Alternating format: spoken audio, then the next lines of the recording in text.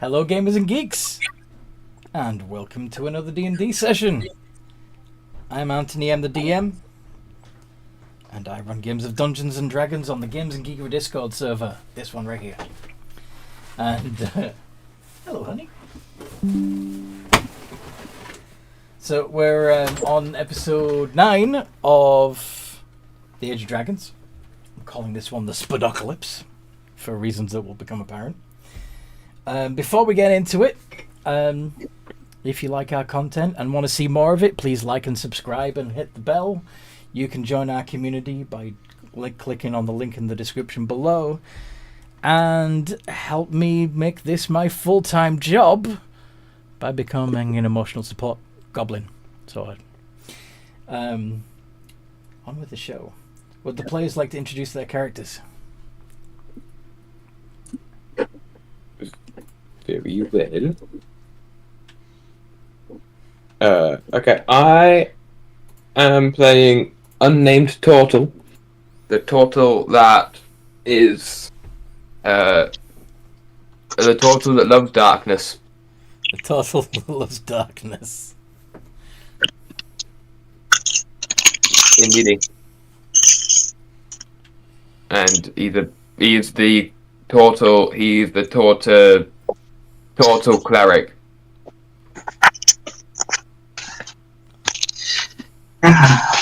That's me done.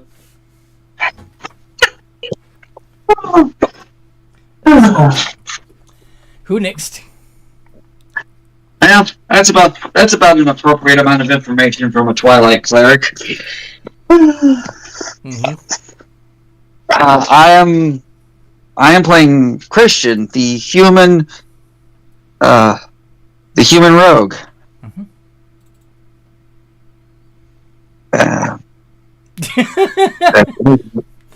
Honestly, he's just not very remarkable. He's not great at any one thing, or horrible at any one thing. Yeah, except maybe strength. Feats of strength. Yeah, well, there's ways to fix that, and you're not looking to. Well, no. Yeah, right. Yeah, he can fix that because he doesn't necessarily need the other hand things. He doesn't need the other hand things. I was thinking. I don't think that he necessarily needs gloves of thievery. Oh, those hand things. I had a completely different type of hand thing in mind. You have a dirty mind, Anthony. Clean your mind. We could probably fix his strength problem with some gauntlets of ogre. Yeah, but yes, you could. that is me done, and yeah. Okay. That leaves Violet, Frostwalker, and Mooney, who hasn't quite arrived yet, but she is on her way. I'll go ahead. Woo! I play Rostwalker, the Goliath Paladin. I'm usually just the big muscle.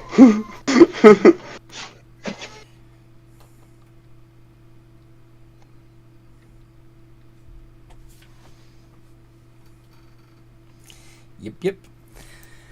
Violet?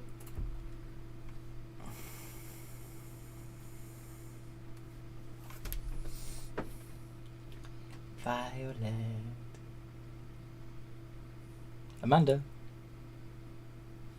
My name's Amanda. I play Violet, a amethyst gem dragonborn barbarian. I couldn't get that out.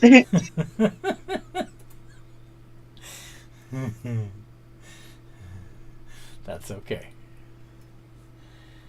Alright.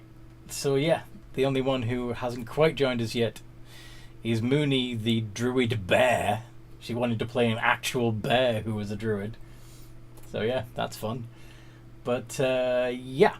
What happened last time we played, folks?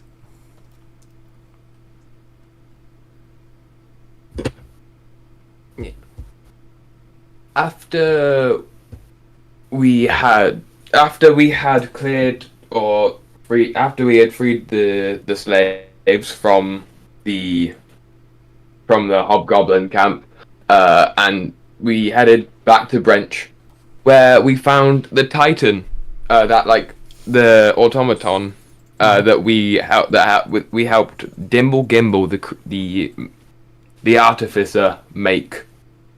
That was destroying the town as if he was looking for someone. Yep. And that which was getting fought by the great heroes. At least 4 of them. Yeah, 4 of the great heroes. Graham Goldheart, Mormor Doom, Alma Oakwood, and 5. Yeah. No sign of Fafnir Steelskull. With no sign of Fafnir, yeah. And then Unnamed tipped off Hob for his shady business practices, telling him that he was in lead with the Hobgoblin camp. And then whilst that was happening, a random satyr named Big Ol' Bick. Diggleby, yeah. His name was Diggleby. Big Ol' Bick. Yeah. Yes.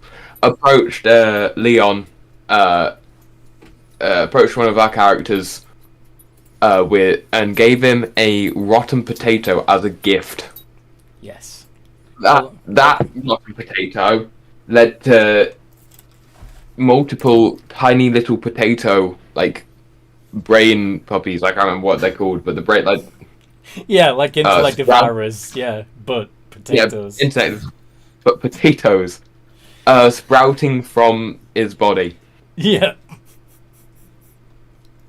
We tried to mercy kill him, and in response, they came. The character Leon turned into Potato Golem and attacked us. Yeah. We managed to beat it with the help of the hero Goldheart. Graham Goldheart. Yeah. Graham Goldheart, thank you. And the potatoes scattered around the city, which we then decided to brush and get rid of because we were technically the ones that caused the center of the problem, I guess. So after that, we went into the Unnamed wanted to go to the no mind. We went to the we wanted to go to the Rogues Tavern. I can't remember what it's called. The Cut Purse. Yeah, that one. The Cut Purse Tavern. Which is in the poor section of the city, where we found the satyr who potatoified Leon. And killed him and his friends. And killed it. Because they were a bullseye, and they were murdering everyone in the vicinity. Well, it was more of passive than that, because... It's passive murder, but it's still murder. Yes, they have a toxic aura that kills people near them. Yeah. We fought... Nasty demons. We won. Yes.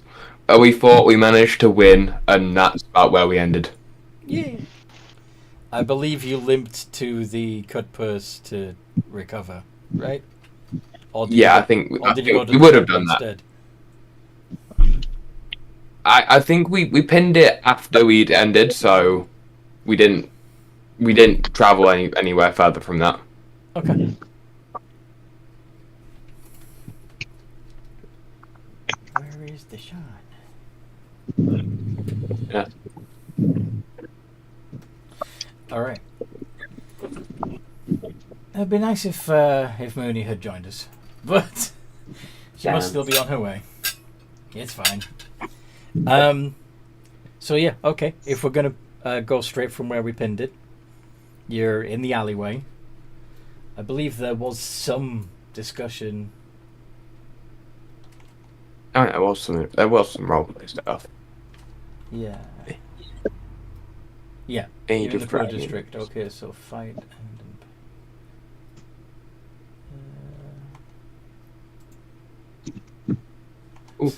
Okay, so Kristen was asking Mooney why they were sniffing at him. And Mooney said sometimes when Sniff gets pets. You know, you can just ask, right? And pets Mooney on the head. I can? Yes, and will probably work better with some people than sniffing them. Okay. Yeah. So, yeah, not much. Although, asked unnamed if he can probably explain better. Oh, there was previous conversation regarding planes and souls. I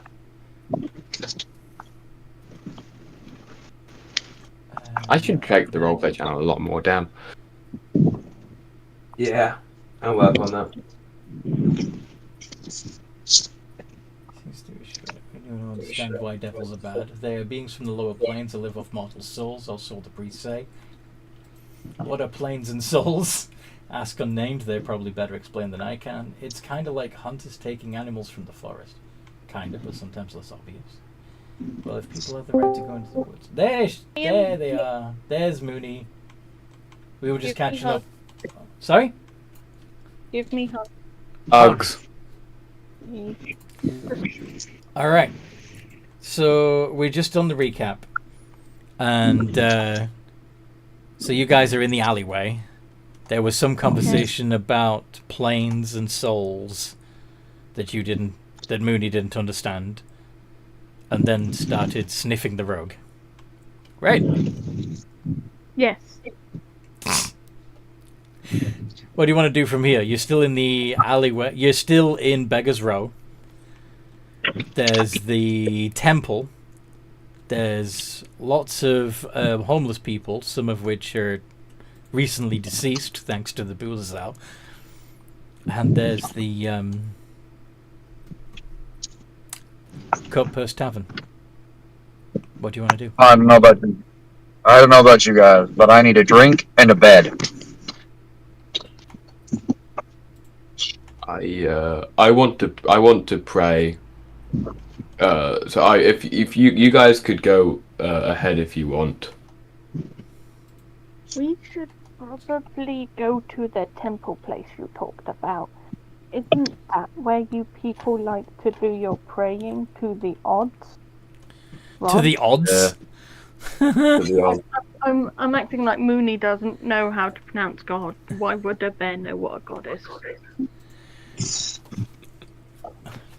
You're also a druid, so you know. You guys like to play to your gods. Although we should probably knock first. Apparently it's rude when you walk in on people praying and you don't knock first. The temple in question is in ruins. There's nothing to knock on.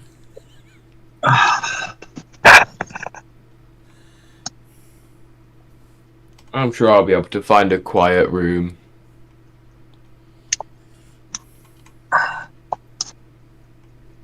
And unnamed will start heading to find somewhere in the temple that I can kind of just like lock myself in, or I guess enclose myself. Okay, well, in some way, shape, or form. Sorry? In some way, shape, or form. Okay. Well, when you walk into the temple complex, you see it's full of more homeless people, beggars, etc. Some of whom are huddled up on the pews or under the pews, using them as shelter and or beds. Others are lined up for soup. And yeah, I think the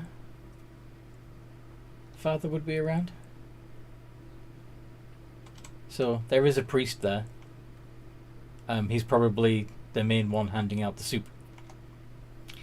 If you're specifically looking for a room that you can pray in private, there is a closed door behind where the or next to the crumbled altar And there is also... Actually, make a perception check for me. Sure. That's a 6 for me. I nearly noodled that. Nearly. Um, Nearly a noodle is not a noodle. True. It's an nearly noodle though. Nearly noodle. 14. Okay. Yeah. You also see a trapdoor in the corner.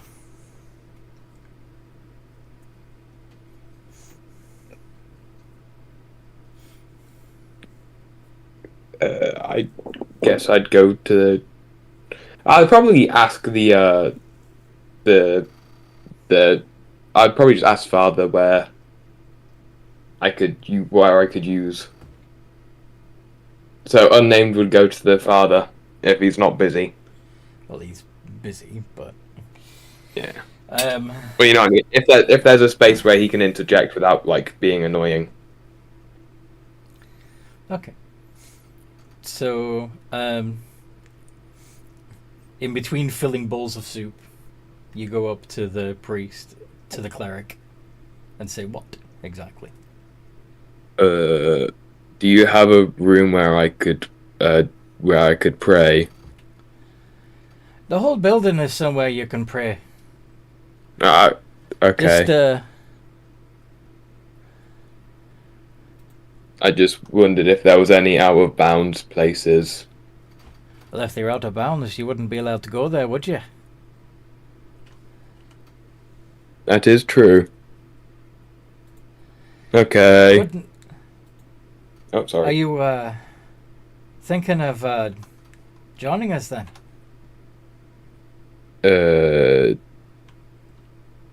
Well, I'm often on the move, but I can help you. I can help you with the soup if you want. It's not just soup, lad. We help the poor and impoverished. Help them feel powerful. Dad. Go on.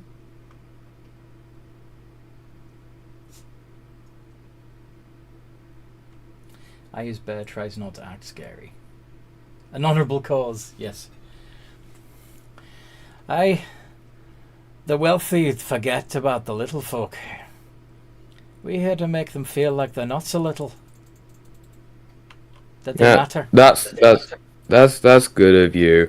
I wish I could help, but I plan on keeping on with my travels. Well, that's a shame. I can help out whilst I'm here though. Of course. And maybe when you move on to the next town, you'll help out there too. Yeah. There's always a person in need. Just need to go look for him.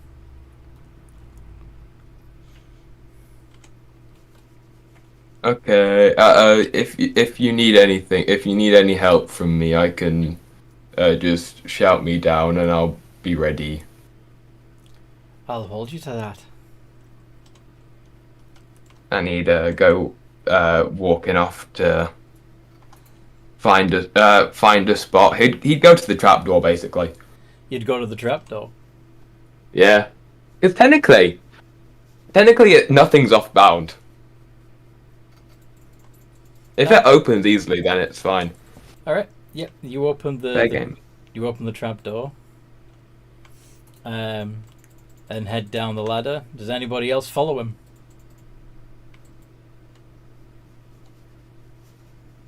Or do you let him? I mean, he wanted to find somewhere to pray in private, so.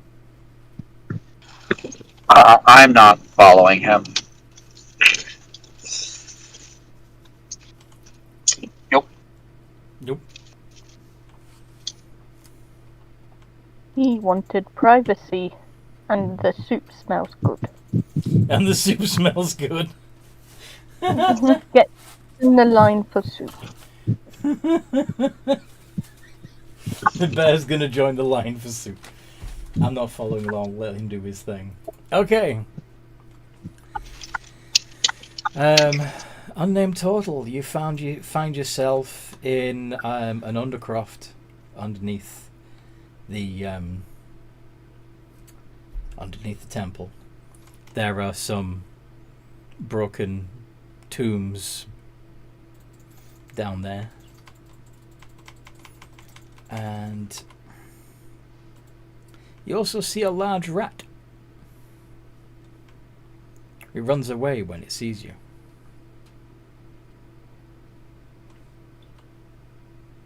Ooh, that feels like a plot hook. I'ma follow it.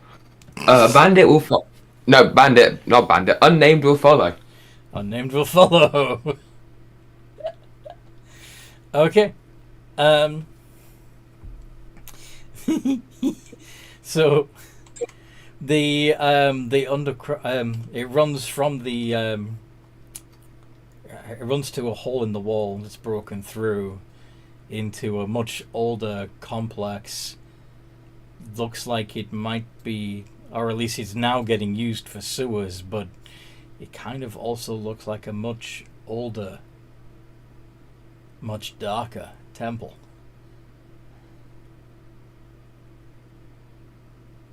Ooh. And there are lots of rats in there.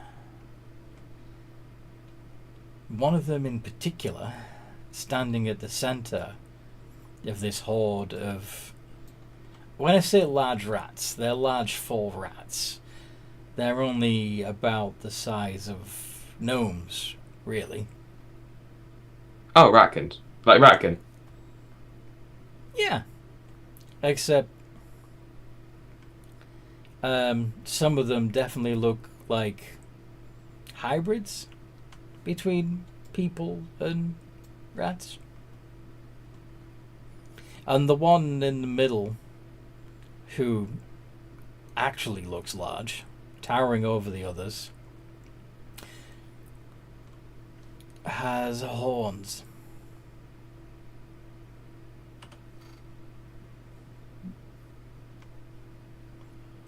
Welcome. Welcome. It's always good to see a new face. Do you have a private room where I could pray? Do we have a private room? Yes. Oh, like, Yes, we do. Right this way. Frost is with us. Okay, cool. Oh. Frost is there too, huh? Okay. I don't mind praying too. Okay, so you would come up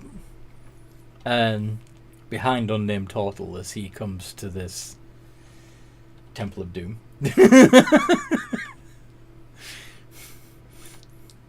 Full of rat people. And presided over by a horned rat.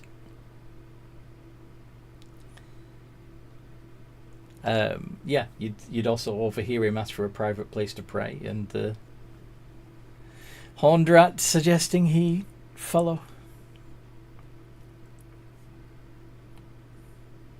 This could turn bad. Yeah, this could turn very bad. Would my passive insight of 16 tell me anything? Your passive insight of 16 would tell you that this is fucking sus. Mm. If you just give me directions, I'll be fine. Oh, certainly. Just over there. And he points to yet another trapdoor. This one looks like it's sitting on the flagstones, like a cover.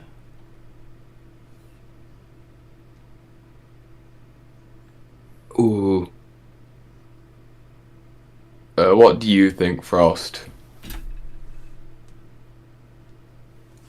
You should probably only go down one at a time. It wouldn't exactly be a private place to pray if you were both in there, would it?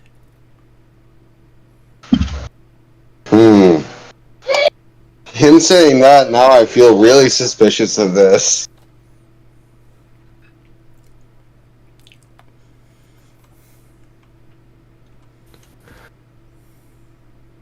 Out of character, this feels like something that we should explore as a whole party. Mm-hmm. But in character, I'll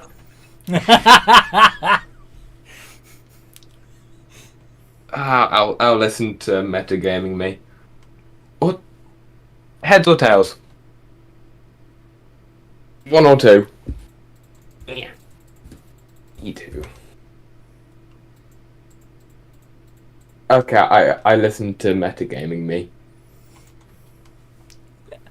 And turn down their offer. Yeah, I'm sorry. Do you have any place closer? Why, you could kneel exactly where you are. We could administer the sacrament there just as easily.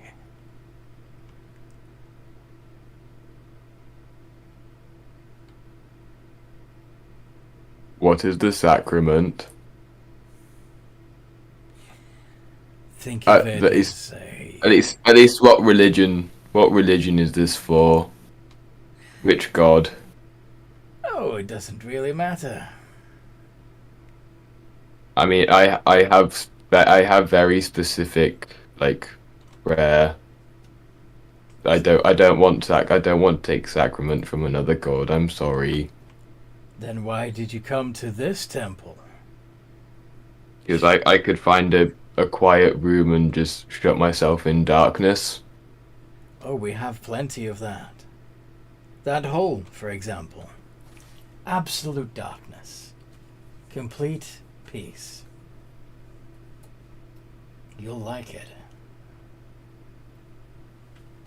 But please, tell me all about your god and your religion. I'd love to hear all about it.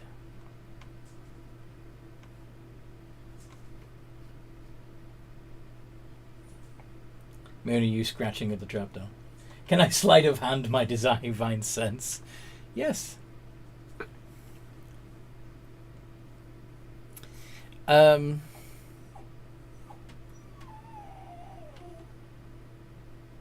Toby, knock it off. Unnamed would just go on a spiel of like religious dogma, on a spiel of religious Further. Teachings.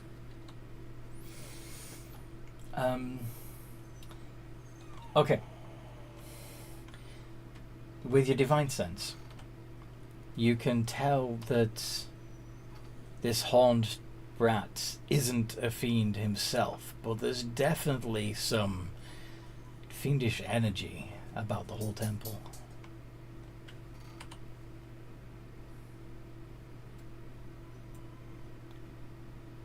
Hold on a sec. Toby's whining.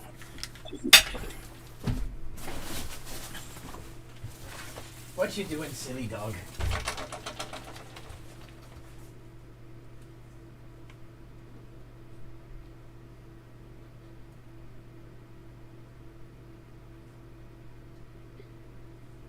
Hug tax.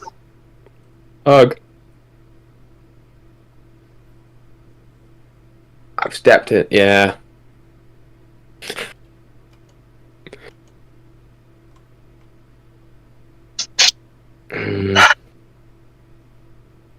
Feel like I should follow through with the consequences of my own actions. Could be interesting. Could be. Oh God. Could be very interesting. That would definitely be a sight to see. Ooh, wow, yeah. Mm-hmm. Ah.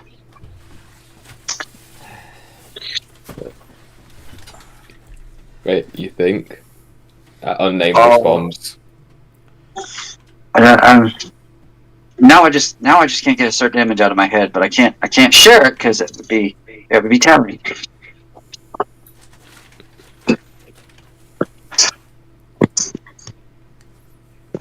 Okay. So, Frostwalker thinks that this guy might serve a fiend.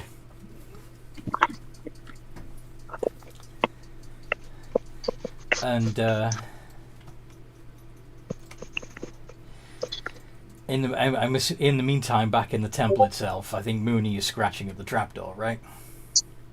Yes. Where has the turtle gone? He shouldn't be praying for this long. Sniff, sniff, sniff, Prayers sniff, sniff, Prayers sniff. can take a while. Sometimes they can take hours, depending on what you're praying for. Please, leave that alone. You'll break it. But Mooney is worried about friend. I mean, raw, raw, raw, raw, raw. I'm used to people who can take the form of animals. Now, Yes, Mooney is totally an animal.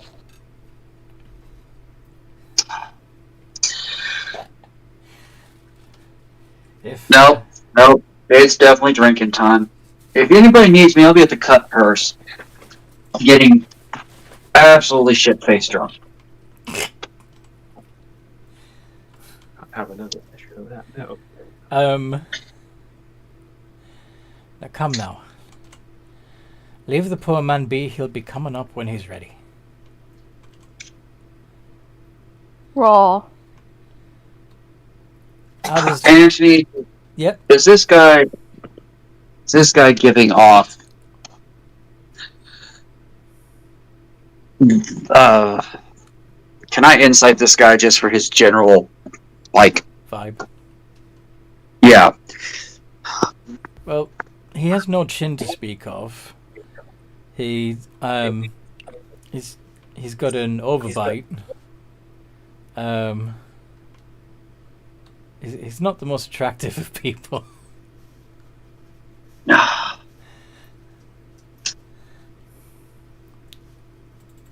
But besides that, how could his body language changed dramatically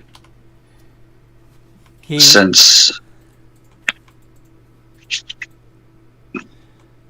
Give me a second while I either load up my life, get this thing to turn back on.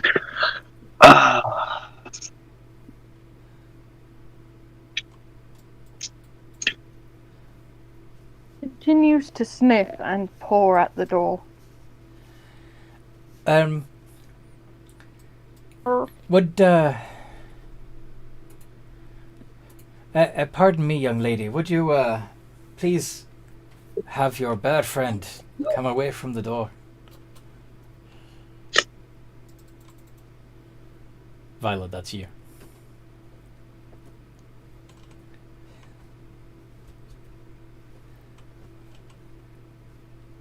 Violet? Amanda? I tell her to back away from the door. Okay.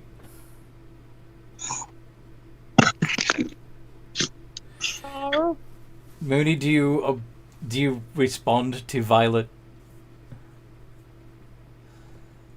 telling you to back off? I look at Violet. I roar quietly and continue pouring at the door. Mooney, you better back away. The last thing you want to do is make a holy man angry. Well, perturbed at least. Pouring at door, but sits next to it. God's not a stick. Remembers he put his soup down, probably next to the trapdoor, and begins slurping it.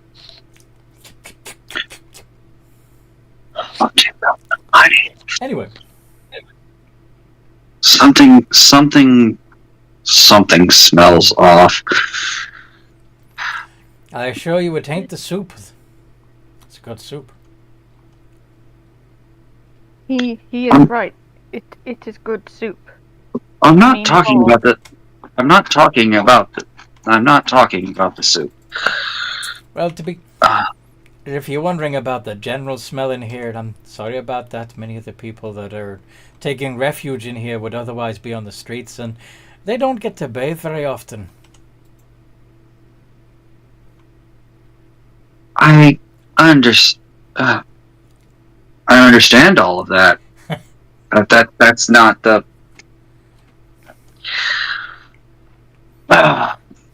There's, you know what? Doesn't matter. None of it matters. Right, you Everything's great. are. Right, you are. Everything's perfect. It's all according to somebody's plan. Right, you are. Let me see. There's no war in Birthing Say. Change over. Change.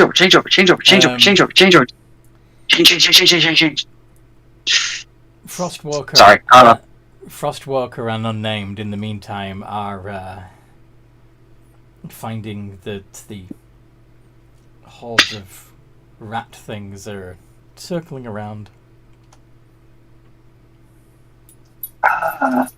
looking intently at the two of them. As Unnamed prattles on about their moon goddess.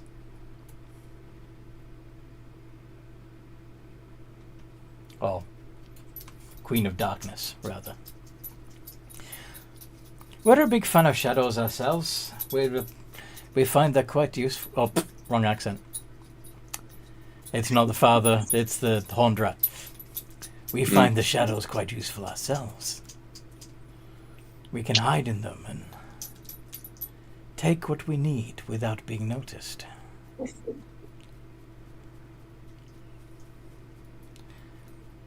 The people of this city need help, and there are others that take more than their fair share. Don't you think we should redistribute the wealth so that all can benefit? That is true. Shouldn't the moonlight shine on each of us equally?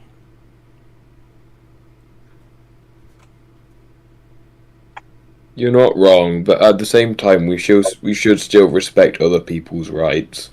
Oh, absolutely. I completely agree. That's why we're waiting for you to consent before we welcome you into our horde, I suppose is the appropriate term. I like being a turtle. I don't want. Does that mean I'd have to change what I am? You can be a turtle. See? And several of the other rats transform into people. Some of them human, some of them half-elf, half-orc. There's a goblin. There's a tabaxi, even.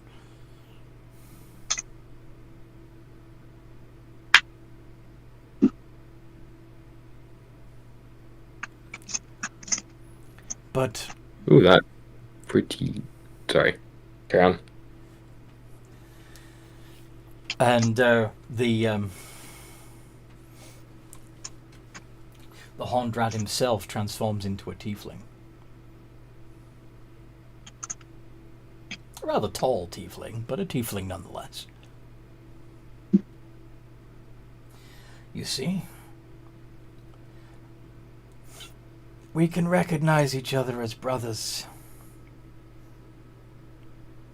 even when we don't look it.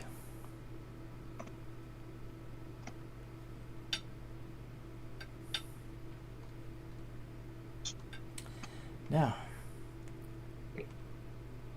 are you ready to join us? What does joining us entail? Well, first you'll partake of the sacrament. And after the sacrament, you'll be one of us. Both of you.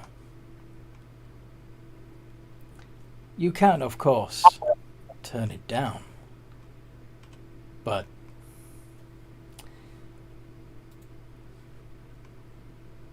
as you might imagine, our brotherhood is secretive. We have to ensure that you'll keep the secret one way or the other.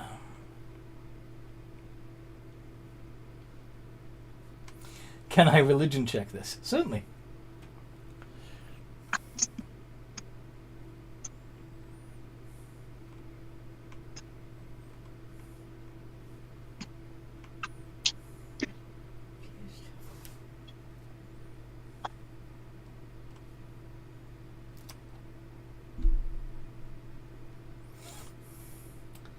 Uh-oh. Noms the ball.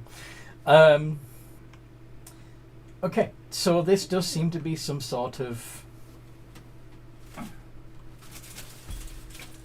were-rat cult. Judging by what you detected earlier, it is not. It's not. It's certainly not a lawful good cult.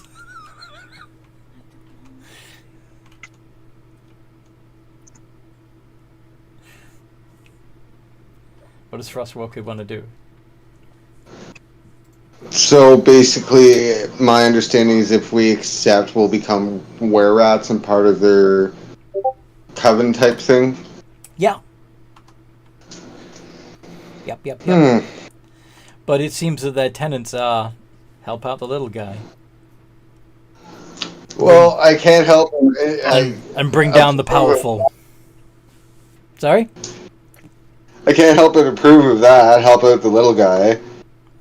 And bring down the powerful. Well, every dragon we've met so far has been an absolute dick, so... Do you accept the sacrament? Yes. Ooh. How about unnamed total? Peer pressure, hell yeah. He would.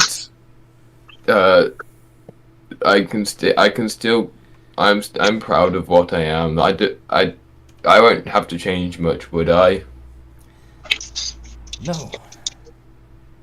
In fact, while walking around on the surface, I wouldn't recommend it. But when you're amongst us, you're among friends, and you can be your true self.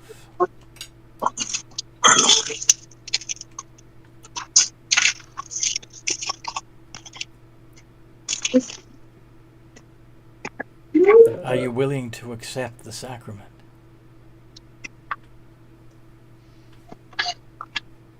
If Frostwalker is, then yes.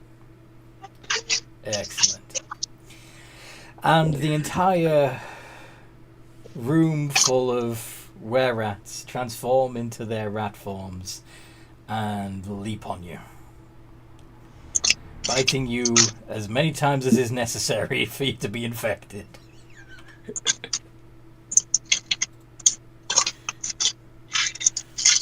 Oh my. Wow.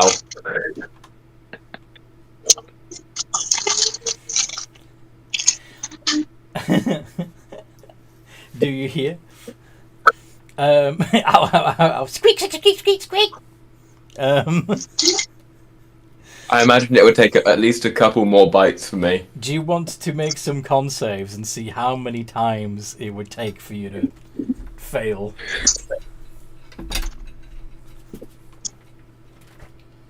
Constitution is +3. Assuming they can get through your AC. Yeah, assuming they can get through the AC of 17. That's a fail. Damn.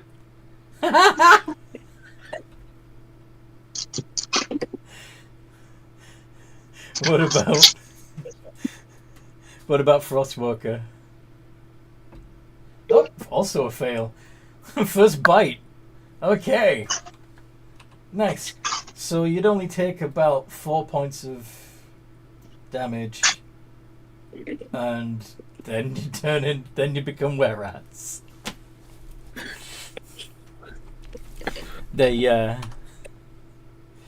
They give you potions to heal you back up. They will tell you a little more. Well, tell you that if you are dead set on continuing your adventures, to find others of like mind in each city, others that want to help the downtrodden and bring ruin to the spoiled.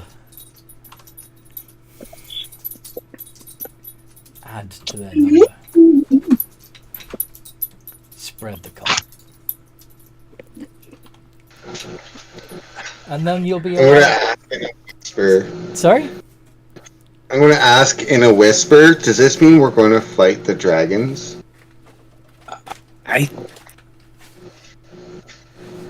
I think so.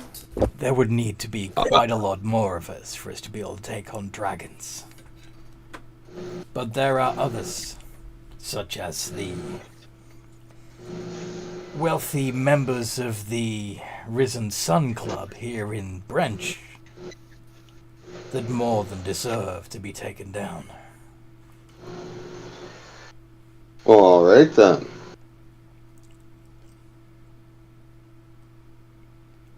Good luck, brothers.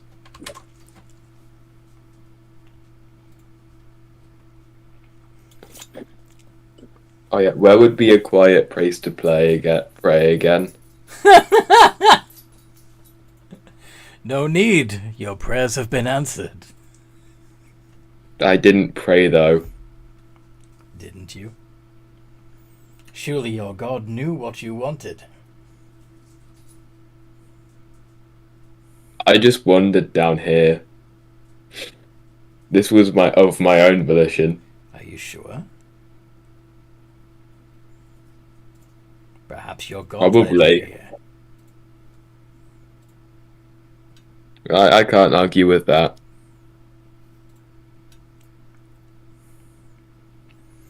Good. It was rather out of character for me as well.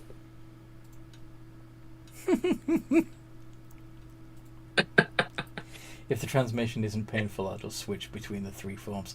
Oh, it is! It hurts. But it's, sort of...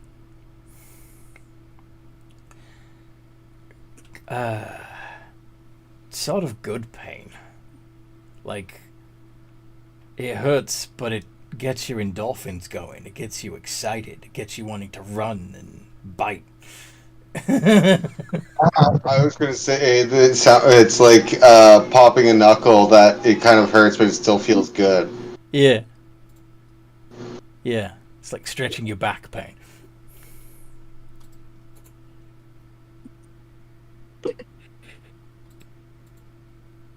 Yeah.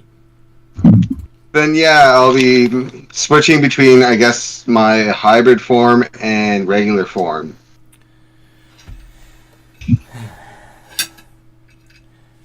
You're gonna get hungry doing that.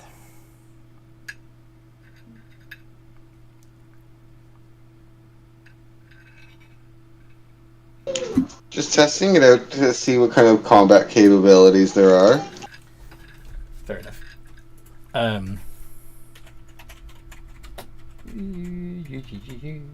Okay. So, if you don't have it already, you now have advantage on perception checks that rely on smell. You have the shape changer ability that allows you to turn into a rat humanoid hybrid or a giant rat or back to your true form. And yeah, when you are in your hybrid or rat form, you have the bite attack, which only does a d4 plus your strength. But if it there's a chance that the target may fail a con save and also become a were-rat. You also have, you know, the immunities to bludgeoning, piercing, and slashing if they're non-magical. Or not silvered.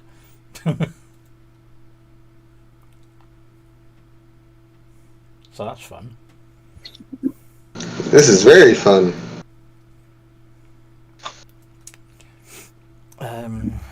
Yeah. I love this. Okay, so once you have been through your initiation, you'll head back up to the temple and find that you can't lift the trapdoor because there's a bear sitting on it.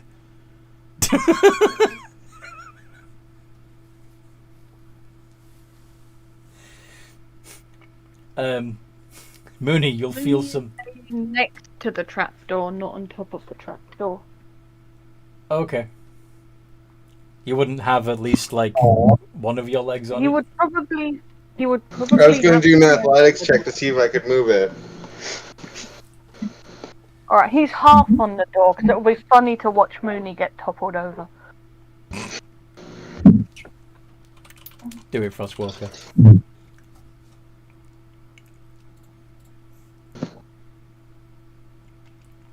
$22.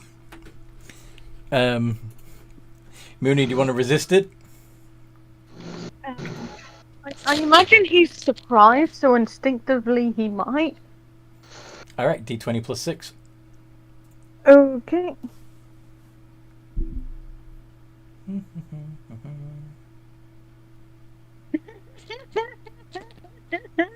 Matches. You're in a tug of war. Or rather, Right. the opposite. So, you can see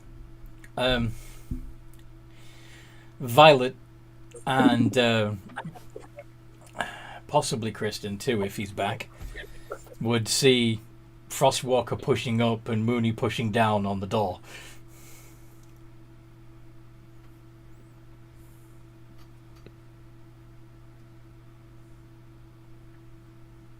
What would either of you do?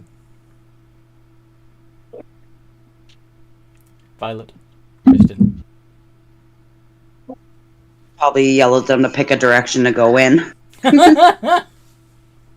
Out or in, out or in.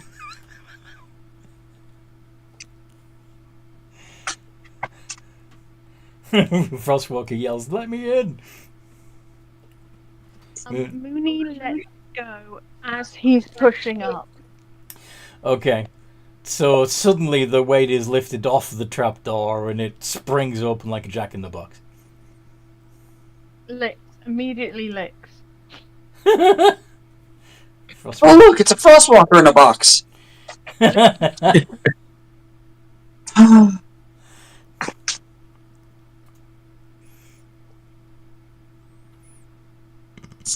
I'm not gonna do what Mooney did. No offense, Frostwalker, but I'm not gonna come lick you. That's just weird. Well, Frostwalker, could you climb up out of the trapdoor so that Unnamed can get out too? Oh, you'll shift into your hybrid form and hiss. Whoa! Immediately outing yourself. Oh, Hey I knew something smelled funny. Couldn't place it. Now I know what it was. Mooney still needs a bath. Sorry. Mooney's what? Yeah, Mooney still needs a bath. Sorry. How do you react to Frostwalker shifting into a Ratman?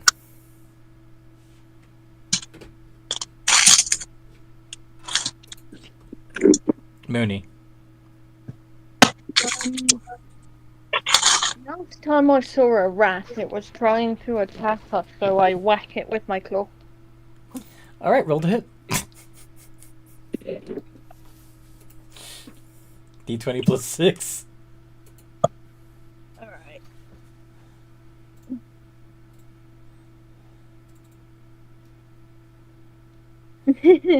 Does an 18 hit, Frostwalker? I'm not level 6 in Druid yet, so that's not magical. Alright. So, yeah, that's true. It's only slashing damage. So, it hurts, but it heals immediately. Doesn't matter how much damage she does. Bathroom break. Okay. Can continue without me for a little bit. Okay. Now stop it, says Frostwalker. Unnamed, you also come up out of the hatch. Yeah, he'd pop up and he'd act surprised. Like, he'd pretend to act surprised. The father runs over and says, brothers, not out here. Not up here. Keep your false face on up here, okay?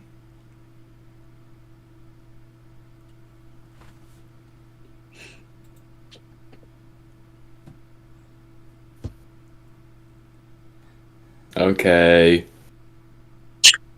Turn back. Oi, Frost, turn back. Frostwalker says, she came at my face. You know, some people would pay extra for that. Yeah, from what I understand, there's plenty of deals like that at the Bountiful Chest. There is indeed.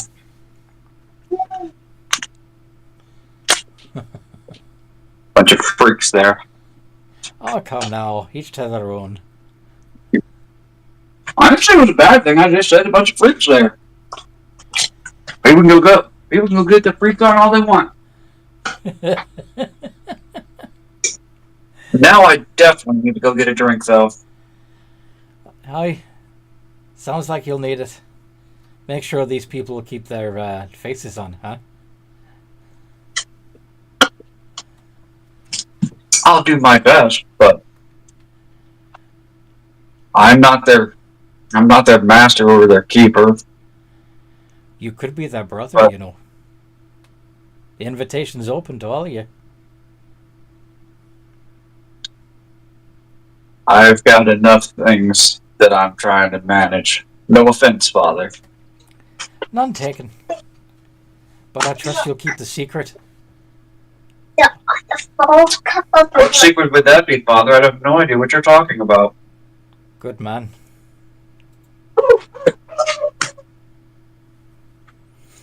Okay.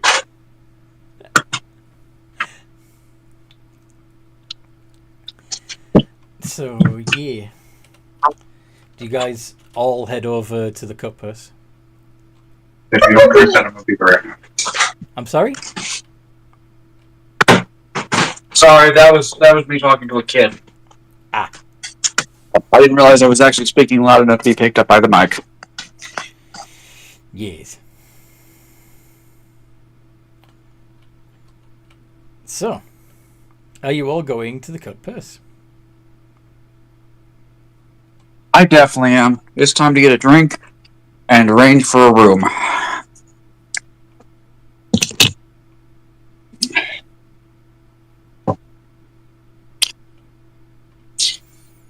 I had an epiphany. Watch's tenets are all about being vigilant against evil and otherworldly dangers, but nothing about being nice.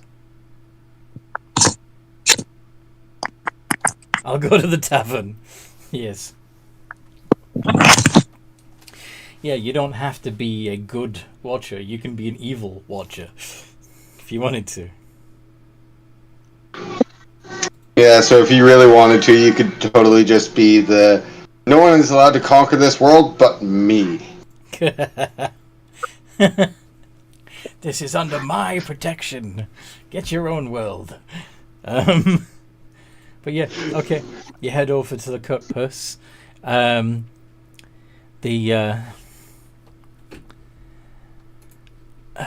Kristen presumably would say something in Thieves' Cant to let the people at the door know that they're with you. Yeah, it boils down to, hi, I'm of the Brotherhood, and this is my crew. Please do not mess with them.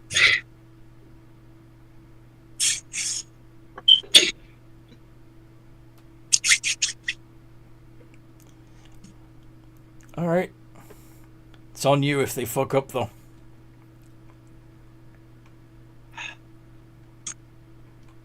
Just added to my... He already has this look of, like, this half-defeated, overburdened look on his face, like, yeah, just add more to my plate. It's fine. We're only going to be here at night. I don't know how much, like, mess up in a night. Never mind. Just Well, yeah. Careful what you wish for. I think the bartender's got something for you.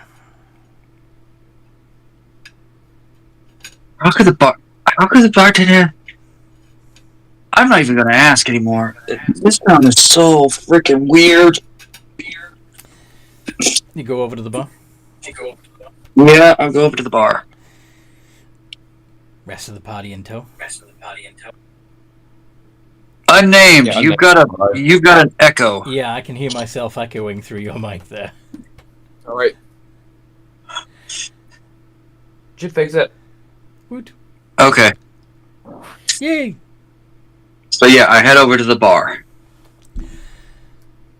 What can I get you? Oh, it's you. It's all you lot. Okay. Someone left this for you. And he reaches under the bar and pulls out a note and hands it to you. I'm back. Yay! You're in the bar now. Yeah, we got 7 people watching. Wait, Hello! Hello, people. Hello, watchers. Hello, watchers. Okay. Oh, now we've got 4. We scared them off. So, okay. How would anybody know we were coming here? I don't know. He just gave your description and told me to hand you this when you came in. I said I hadn't seen anybody like that yet. He seemed to think that you would be here, so here you are. Oh, Yeah, you're up to 6. okay. We're gonna need some rooms for the night. I am definitely invoking sanctuary. That's fine, as long as you can pay for it. We'll make sure we've got them. I'm pretty sure we can find the money. Don't worry about it. Okay. Oh, I'm not worried. Ale. Ale. Very Ale. Please. He pours 5 ales and places on the counter, 1 for each of you. Christian drinks all 5. Make a gun save. He doesn't care. He's getting drunk. This has been way too much today. You're not even going to read that note, are you? Huh? The note. Oh, I am going to read the note.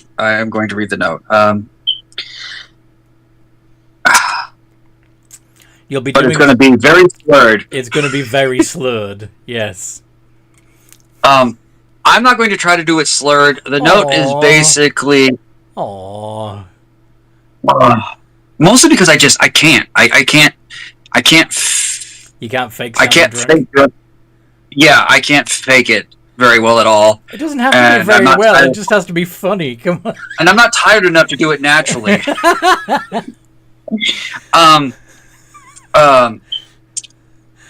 However, he is going to walk over and like drape an arm around unnamed Chortle and kind of half sing this like romantic poem about the great hero Turtle. Well, meanwhile, realizing that what it actually says is that the guards are all fiends, and that their mothers work somewhere here in town, and apparently they fuck their moms. Are you okay there? I'm a little drunk, but somebody really likes you, and we should probably really look into the guards in the morning, for the guy who sent us here to look into crazy shit. Keep that low. We don't want people hearing that. Hearing what? Hearing Nothing. that I'm drunk as a skunk, and probably have no idea what I'm talking about. Another round? Don't. No thanks. I think I'm good. What about the rest of your party? They don't seem to have had much yet. They can get their own if they want it. Which one of these 5 chairs is the real one?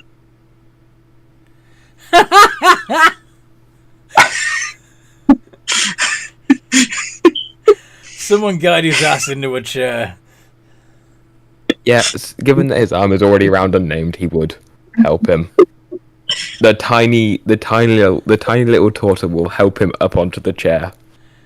It's more like just make sure that he's going to sit in an actual chair and not Something that's not Like- there.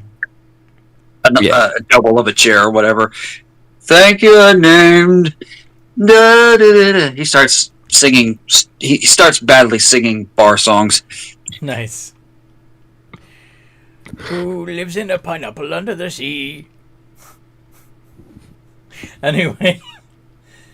Frostwalker asks for something stronger than ale. Really? Says the bartender. How much stronger? Where's Blaze? If there's peanuts Whoa. or something similar, I'll throw a few at Kristen. You gotta repay a bad performance. I'll say, what do you have other than ale? Whiskey.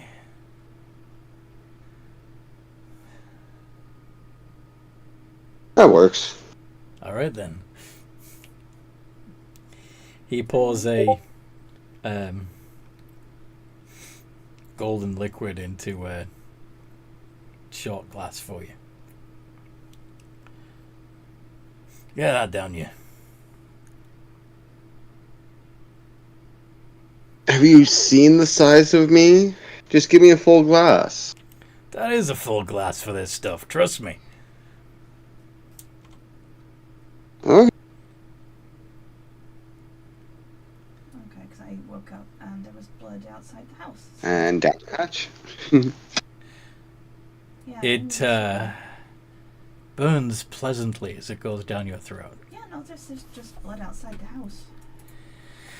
Con save. Yeah, apparently it looks like it's from a scarecrow. There's got straw next to it as well. That's My con's garbage too.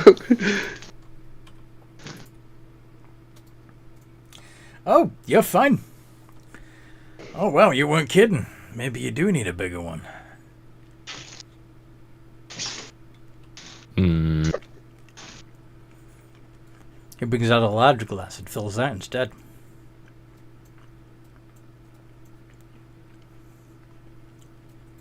Shows what you got, big man. Oh, then I guess I'll have to drink some more. it's just there's yeah. I just assumed he'd be here because I thought he was still on light duties.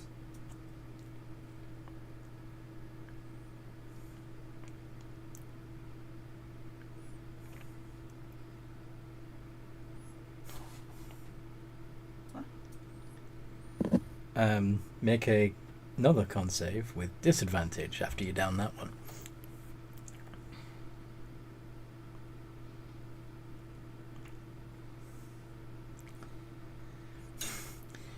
With eyes watering, you realize that you are not so steady on your feet anymore. What? And then you realize you're sitting on the floor and your bum hurts.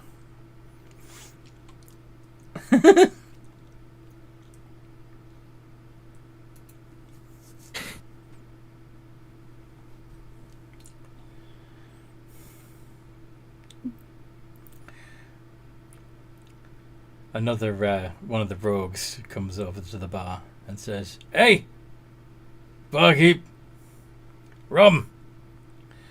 We got no rum left." What do you mean? We got none left. I mean, it's gone. But why is the rum gone? 'Cause you drank it, you pisshead. What you got instead? We got whiskey. Ugh.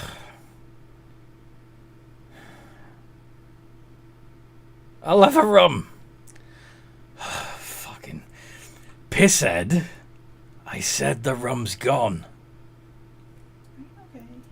Okay. Pull up a floor and drink with me. Okay, I'll have what he's having. Hey, he says, slowly falling down on the floor next to you.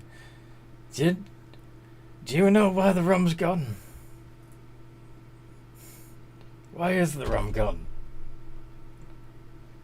No.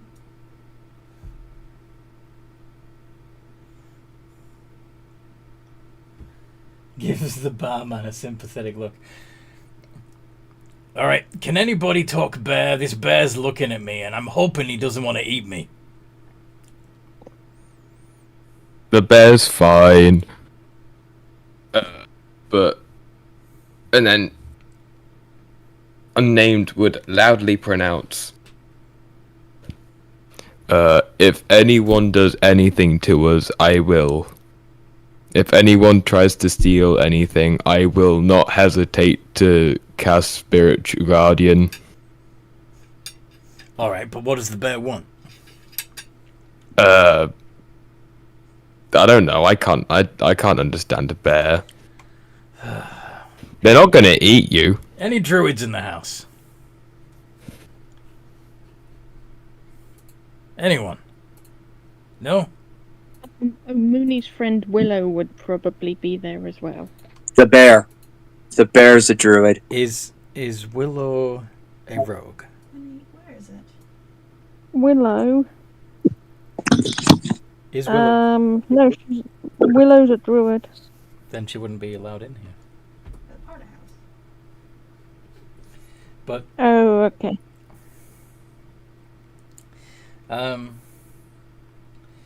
no, Frostwalker says, nah, it's just Mooney. She's a bear and she's a druid. So she's just a bear for the now. She changed back then, yeah.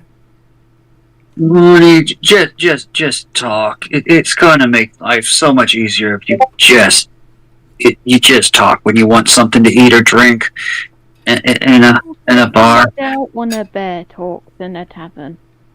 Says the black bear. Whoa. You know, when you were asking the bear to talk, I thought it's because you were drunk, but the bear can talk. All right, talking bear.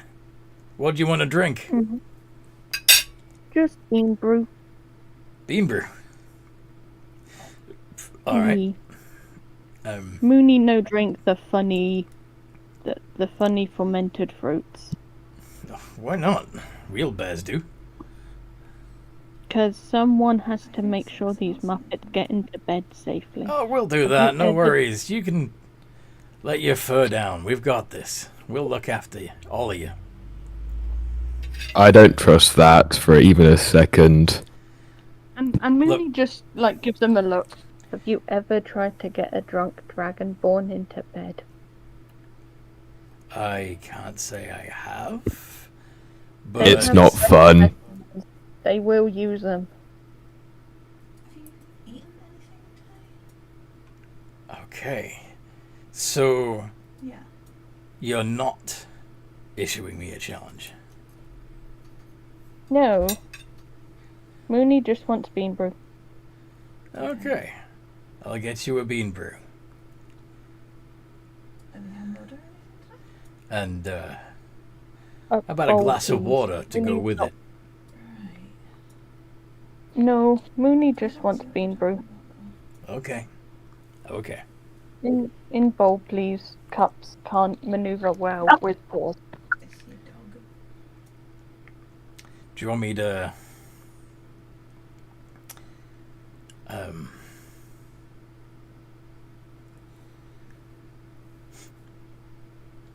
spice it up for you? No, Mooney is fine. Okay. Just a bean brew then. Fair enough.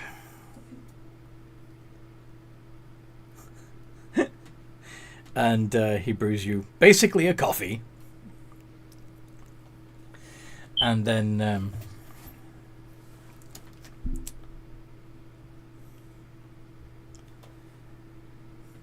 just in case you change your mind, he puts a short glass of whiskey next to it. Now, I do believe the Dragonborn has yet to take a drink. What will it be, my lady?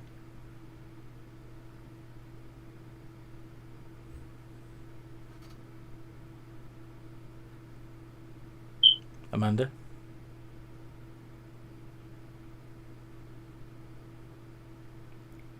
Violet?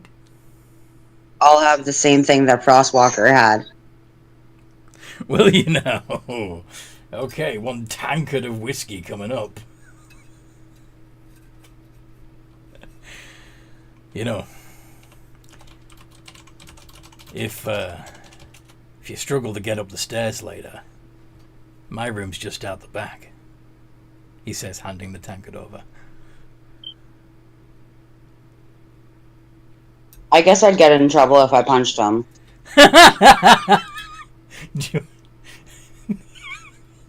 You are a barbarian. Do you want? Would you like Mooney to cuff him? I'll grab him by the scruff of his shirt and I'll tell him to never say that to me again. Okay, message received and understood. And enjoy your drink. Have a good night. Violet, would you like to quaff your tankard of fucking whiskey? Can I give Violet an advantage on an intimidation check? Not necessary.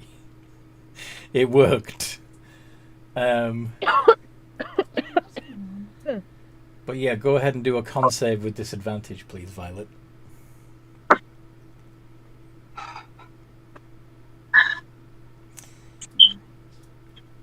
By the way, Carrie says that that Violet is amazing.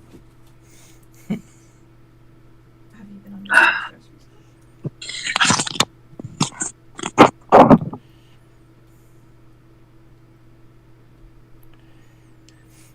Okay. Oh, nice. Well, thank you very much. 25. She has fun with the barbarians, absolutely.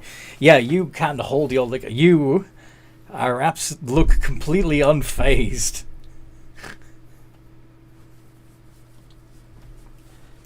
Although, just because it's funny, you probably do hiccup and let out a little tongue of flame.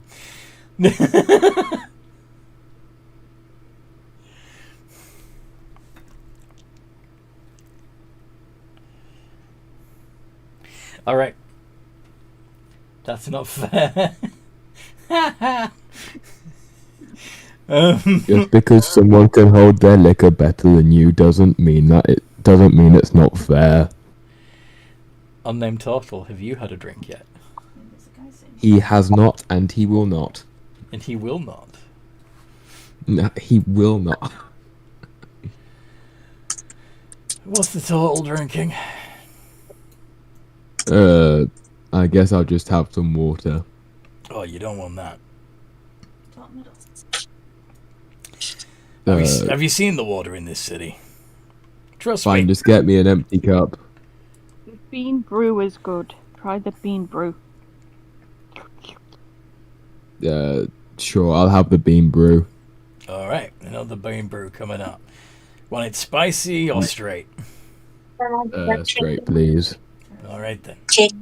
Sure. Or David. Hold on. I had to take care of these guys last time, and I'll probably have to take that role again. I'm sure you'll manage just fine, little turtle. Which one are you wrestling into bed? I have the aura of thing. I have the magic aura. Violet doesn't need to be wrestled into bed. She's fine. And she'd probably punch you if you tried. Mooney is not touching Violet with a 10-foot pole. Violet says, I indeed would. Alright. Which I'll take. I'll take Kristen. Really? Didn't know you swung that way.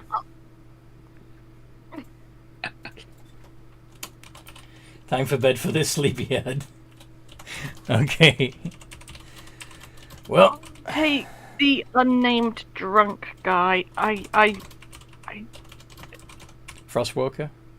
Frostwalker's Frostwalker looks a bit. Frostwalker's big. plastered. Oh, you mean the other rogue? The one that sat next to him? Yes.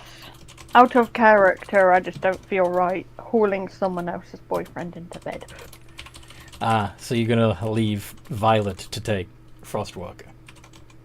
Yeah, using the excuse Mooney doesn't think he can carry him.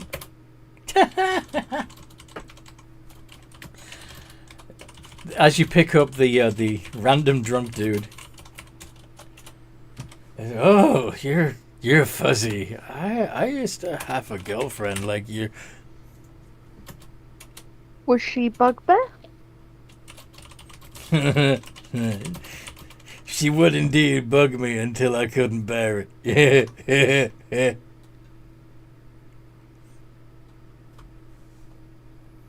Phase 4. Where is girlfriend now? Oh, bottom of the moat, probably. Why? She thought she could swim. We'd been drinking. Rum, of course. You need to cut down on the rum. Nah, it's fine. I can stop whenever I want. Nice for not to today. Yes, totally. Hearing an echo again.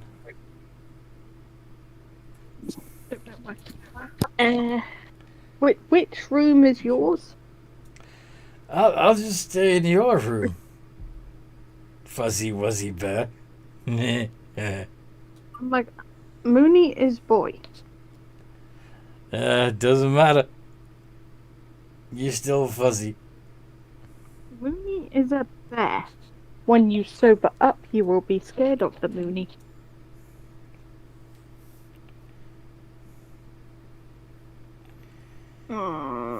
Why did I choose to babysit this guy?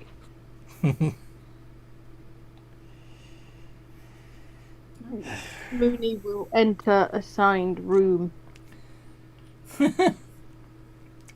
Okay. Wait, is it like a multi-bed room? No, you've got individual rooms up there, and of course your charge flops onto the bed and immediately passes out, diagonally across the bed. In the meantime, Kristen has asked how much for the drinks and rooms.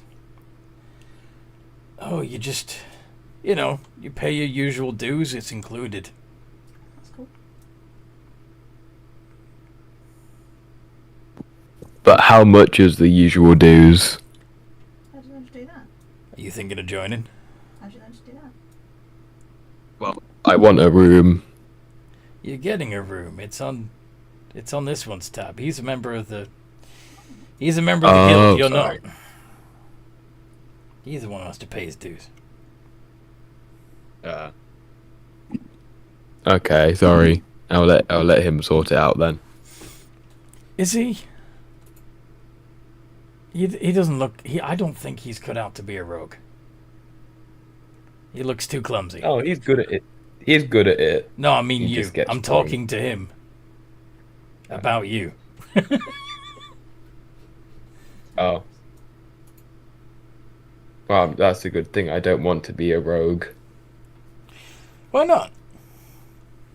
It's an honorable profession. I guess I guess I'm just not cut out for it. Let me get to my mic. There we go. I guess I'm just not cut out for it.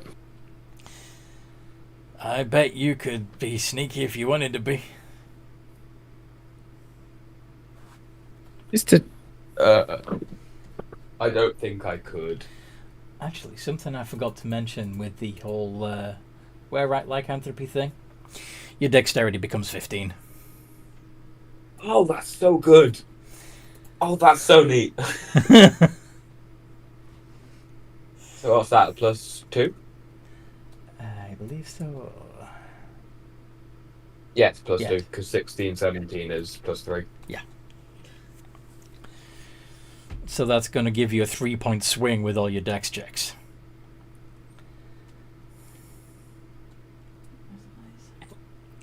Now. And for Frostwalker, it's not so big a swing. But still.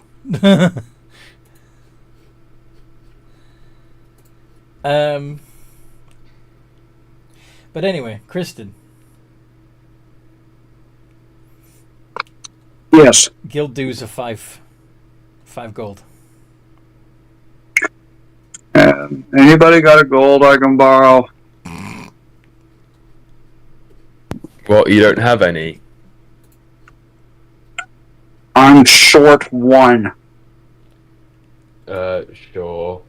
I'm guessing you can read my telegram. I'll hand you one. And he hands him one. Okay. Kristen, you've paid your dues for the month. Drinks and rooms are included.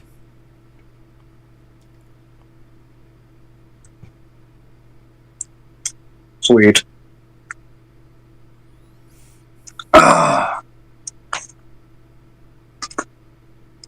Nice. It's just Warm, fuzzy feelings. Do you curl up and fall asleep right there on the chair? Or do you actually go up to one of the bedrooms? He will stumble up to one of the bedrooms, but he's just rather enjoying the warm feeling of the... Of intoxication. Yes. Unnamed will support him. Will help him walk to the bedrooms. Fair. Alright, so you all get to a bed. Unnamed Toddle and Kristen, Violet and Frostwalker, Mooney and the unnamed drunk. You all get a long rest. Get all your hit points and spell slots back. Anything you can do at the end of a long rest, do it. Hug. Hug.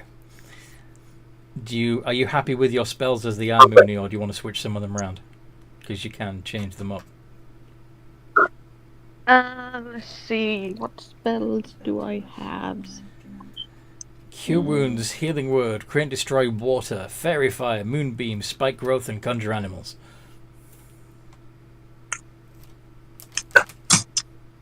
I think I'm good. Yeah, I'm good. I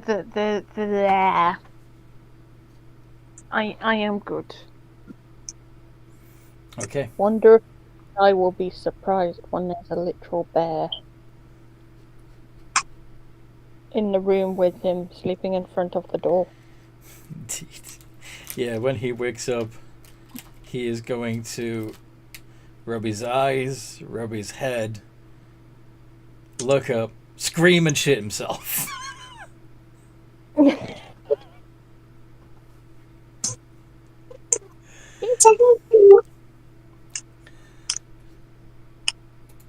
What did you say?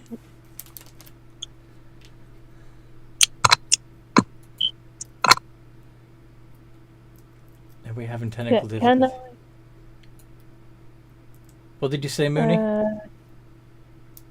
Mooney just kind of looks at him. Is there like a rag or anything? Is there a rag? Like, is there like any rags or dirty clothes or anything on the floor. Is there a bathroom in the room? There's not a bathroom in the room, no. There is a sheet on the bed, though. He is no longer on the bed. He is in the far corner, just looking at you and sweating. Mooney opens the door and points to the bathrooms and moves out the way of the door. And sniffs the air. Looks slightly disgusted. He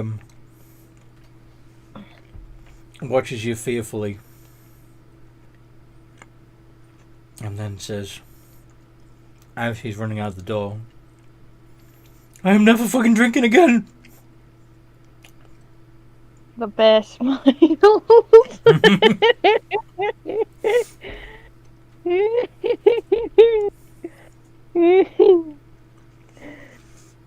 hear him trip. You hear him trip over his own trousers just a little bit down the corridor. Because there's nothing quite as reassuring as a smiling bear.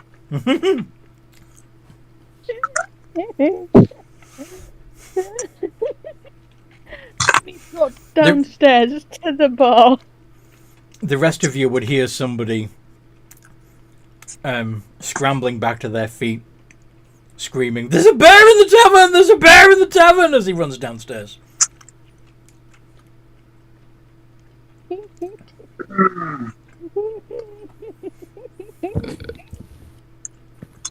Do you think we should help him?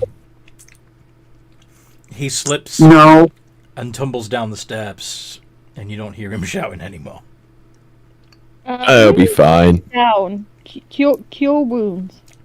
You're going to have to touch him for cure wounds. Runs down, gently touches him. There. By the way, as you ran down the corridor, you would have to avoid several streaks of shit. Particularly on the steps.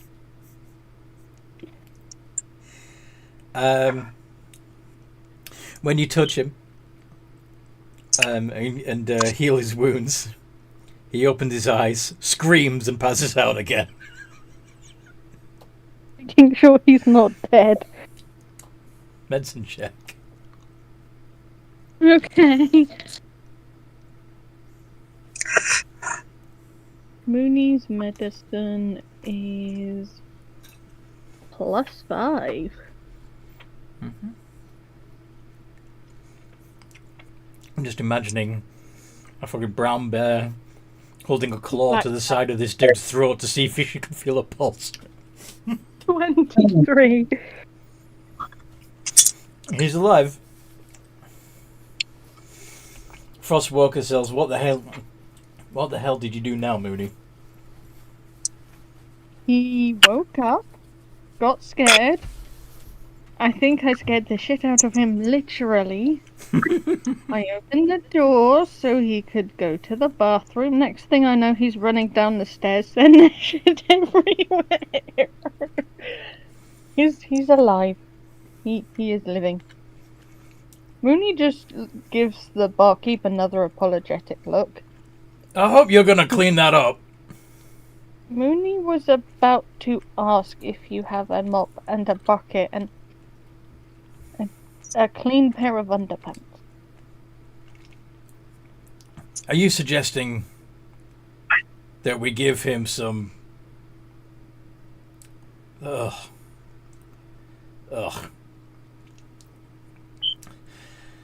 Somebody carry him to the moat and fucking dunk him. Don't look at me. I'm not strong enough to pick him up. The bartender looks back at the bear and cocks his head. Mooney, you and Frostwalker take him to the moat, dunk him in. I'll start dancing around this with the mop. Oh. Harry him outside. Dunk him in the Take him outside the city, dunk him in the moat. Yep. Yes. He wakes up after he's been dunked in the moat. Because, cold water. Mhm.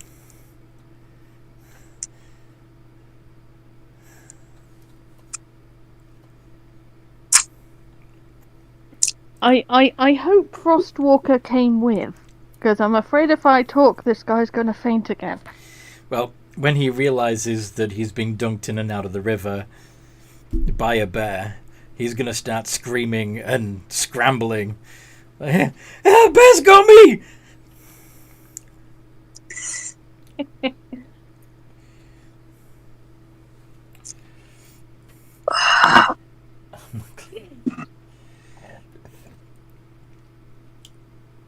Relax, buddy. We're cleaning you off. What are you gonna do then? Are you gonna eat me? Please don't eat me.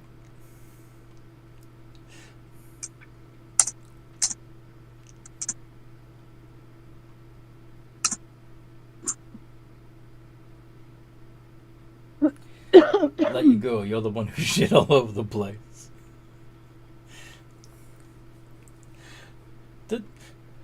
Unnamed. Christian Saint unnamed turtle. Never let me do that again, okay? Presume. I think you owe for the extra cleaning. Yeah.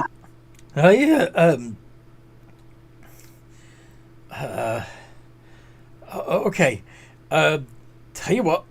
I just happen to be a pretty good thief. If you let me go, I'll steal you something shiny. I'll make up for it, right? Please don't kill me.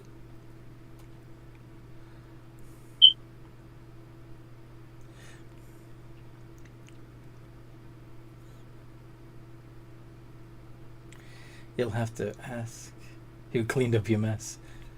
You carry them back to the tavern, sopping wet and still crying.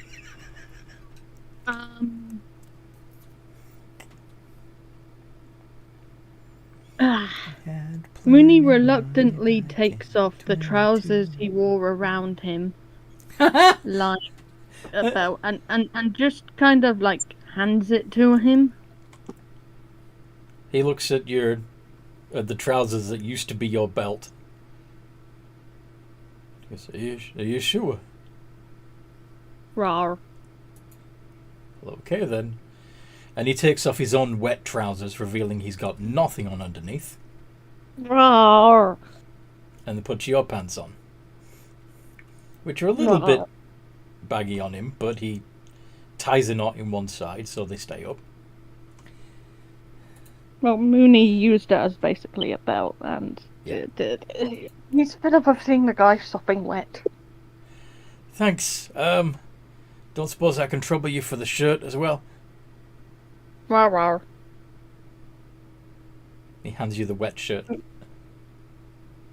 Pulls it off over his head. Rawr. Mooney is not giving him his shirt collar thing, because that's the thing he holds his things in. Oh. Rawr, rawr. Does that mean I have to put this wet thing back on? Mooney will drop him outside of the bar and take the wet shirt and just begin shaking the wet shirt around, trying to dry it. You're just gonna whip it around like you're doing the fucking like a dog shaking a rabbit. Yes. Okay, well you're doing that. God. Kristen, unnamed turtle, and Violet, I believe, are all still inside the bar. Inside the tavern. Well, next time, Mm-hmm. Well, next time, don't drink all of them at once. If you don't want, you were so quick to drink.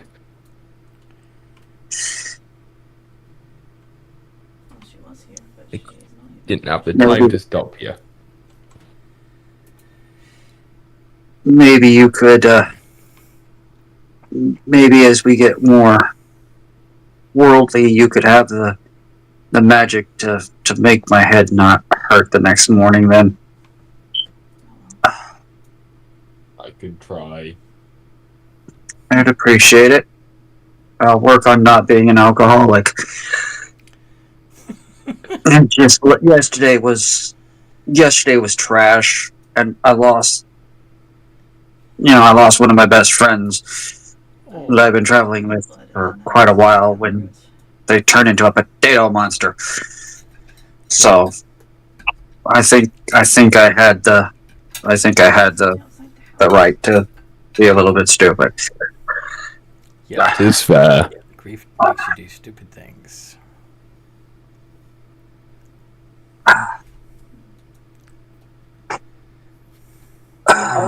So would my aura of dawn work? Because it can get rid of charm or frightened. Lesser restoration would be your best bet because that can deal with poison, Yeah. which is technically what that is alcohol poisoning. That is true, yeah. Yeah, so that answers my question. Sorry. Well, does that mean we have to pay more for the mess we caused? I'm cleaning it up with a if I clean up the mess, and technically we didn't really make it You've been in roads all day? like it's not like we started a bar fight or something crazy. This is an inadvertent thing because, we travel with a bear.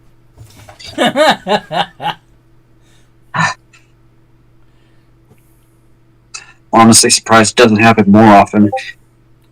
Been with Mary? Been with Mary? How's Violet feeling this morning?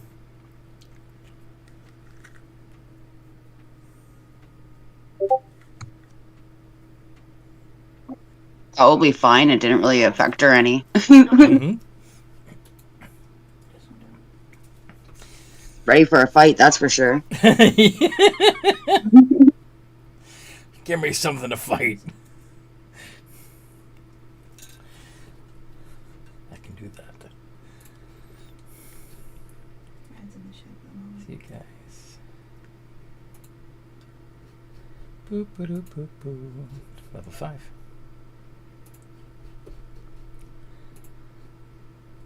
So, what do you guys want to do today? Christian, after he mops up the mess, will double check the note to make sure he wasn't hallucinating when he read it. Mm-hmm. And what does he discern from this note?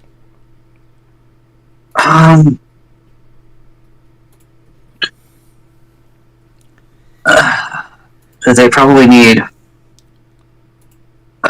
somewhere more private to talk.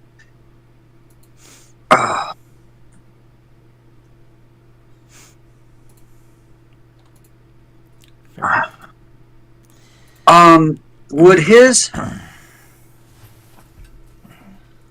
given the fact that he knows, because he's somewhat local, either having been in the woods or with the bandits and knowing a bit about Brench, would his passive insight of 15 be enough that the one thing might imply that their moms work at a certain establishment in town?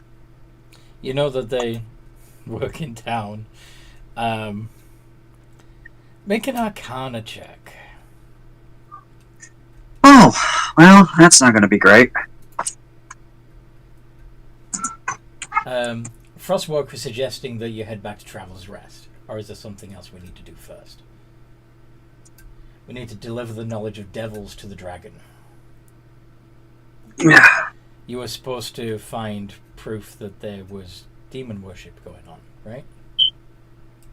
Or at least traffic with feed. Yes. Yeah, Deanne, no, you don't know. God. However,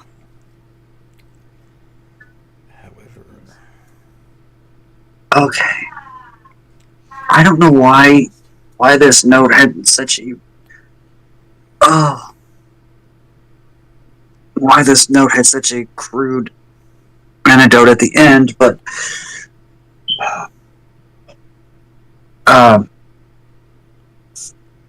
apparently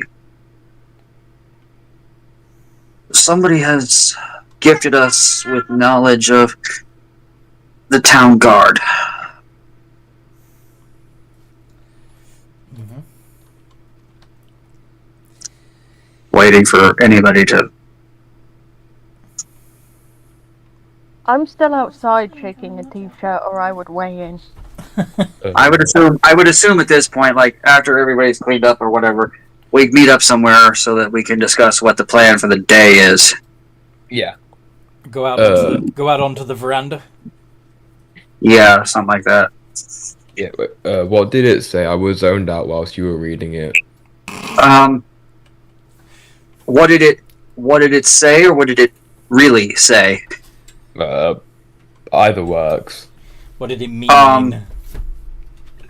Because what it says is some sort of weird flowery love letter to you.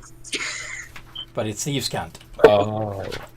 But what it means is that the guards are some sort of fiendish creature. Apparently, their moms work in town, and they are big into incest. Oh. Oh, that's why you serenaded me last night. As you are standing there on the front of the out the front of the cutpurse, you see something that you can tell from the way that everyone else on the street is looking up in surprise. There are 3 members of the city guard walking down Beggar's Row.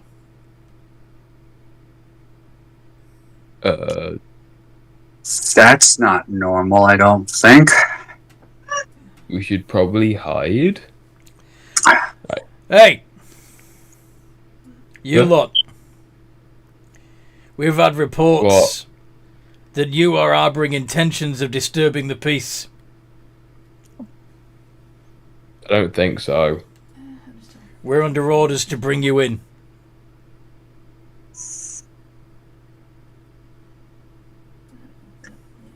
But what if we say no? Then we'll be forced to take you in under duress. Now, I suggest you come quietly and answer our questions compliantly, or there'll be trouble. We caused a guy to shit himself in surprise, that's it. You what? No. Nothing to do with whatever that was. No. You just got to come with us to the station, and Come with us. we'll have a few questions to ask you. Just to clear this up. Can I insight him Yeah. just for general purposes?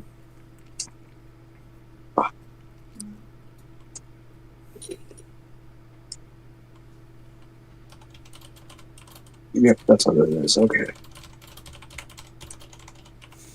9. Oh yeah. Ah, it's gonna be one of those days. 9.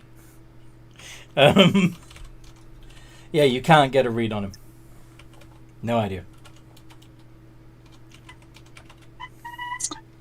Frostwalker, is that also an insight check?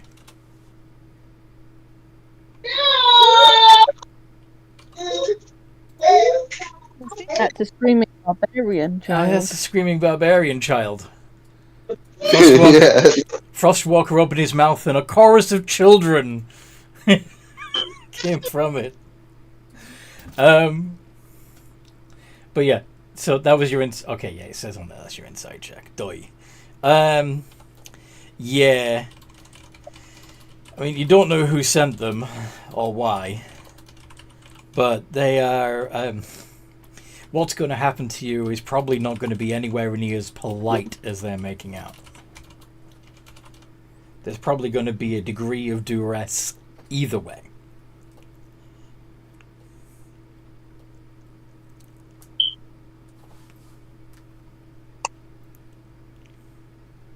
I don't know if I want to go with you. I feel like I'm going to get hurt regardless of what happens. Oh, is the big man worried about getting hurt? Are you going to break a nail? Come on. No. I You're- just like to fight You just like to what? back. Oh Well, God. there won't be any fighting back if you come quiet now, will there? There won't be need for any fighting. What? Just behave yourselves, and we can all do this civil-like. She's freaked out by the blood. She's got all this stuff from making sure that the Blaze is okay because he got fucking shot in the chest. And he's always done with Mary. Come along. All of you. Bear too.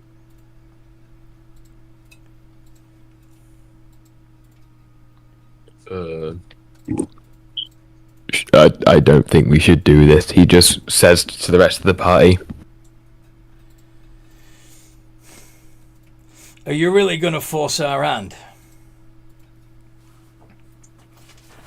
Uh, Tell you what, we'll fight you for it. We'll fight you for it. Round one. If I win, you let us go. If you win, we'll go quietly. Oh God. This guy's a freaking genius, isn't he? All right, lads. Battle formation. Initiative. Was it a barrel or something I could hide behind as Frostwalker was pissing them off? As this like is going on, Do you want to being a bear, duck under the can, deck? can I? Go on. Can you what? I was wondering, can Mooney like be sort of like being a playful bear, trying to get one's attention, so it's one less to fight.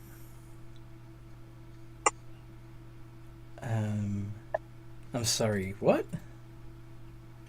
Basically, Mooney was trying to distract one of them by being slightly annoying, but also too cute to hit. Roll initiative. Let's see if it works during your combat. Okay. Plus 2. Oh God. Plus 2. Bibbidi bibbidi. Oh! Ouch! Ouch.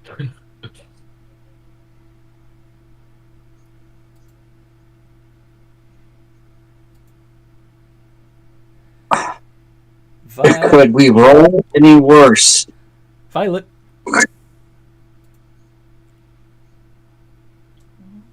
Come on, roll well. Talk about a spoiler. Yeah. I think you already knew. You've played enough of my games. I think you already knew. We also knew that the fire was burnt underneath their feet before as well. Yeah. Alrighty, so Frostwalker.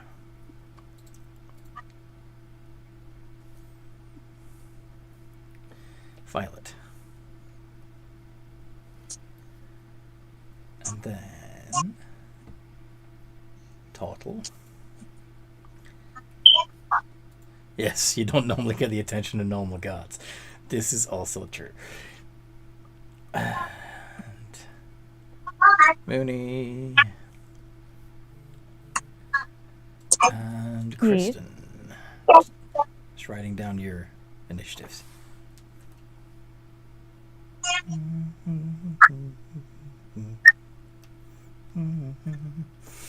All right.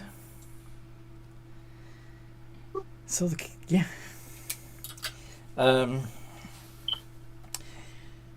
They produce spears which ignite with fire.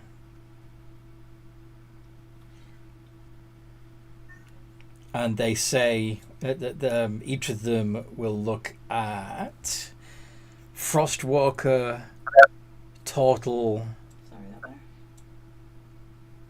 there. and Violet, No, I'm okay. I'm just tired. and say, "Come quietly, this will be your last warning." Could you all make a wisdom save? The three of you. That I can. Plus 2. Does that include Mooney? Sorry, I heard something.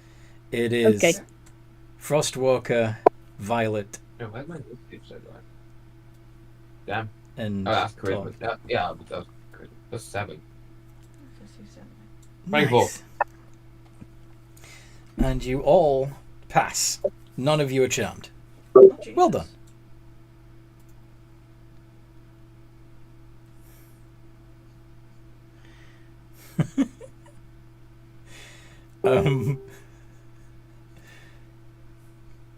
Yeah. It is now.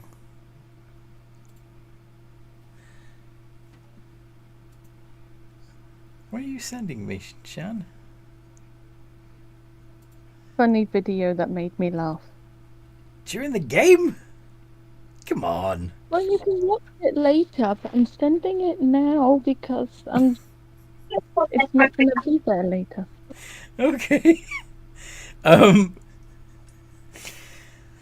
It's now Frostwalker's turn. What does Frostwalker do?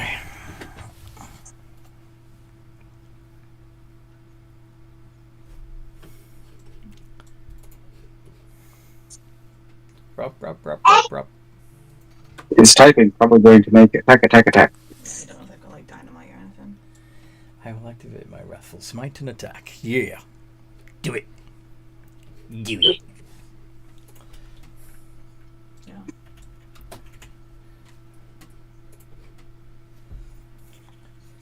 Alright. And neither of those hit.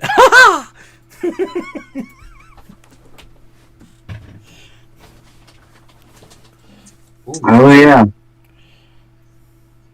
Yeah, Cambions are strong. I forget that. Yeah, because they have that one stupid ability that makes them ridiculous. Fiendish Blessing. And now it is Violet's turn. Does Violet want to get violent?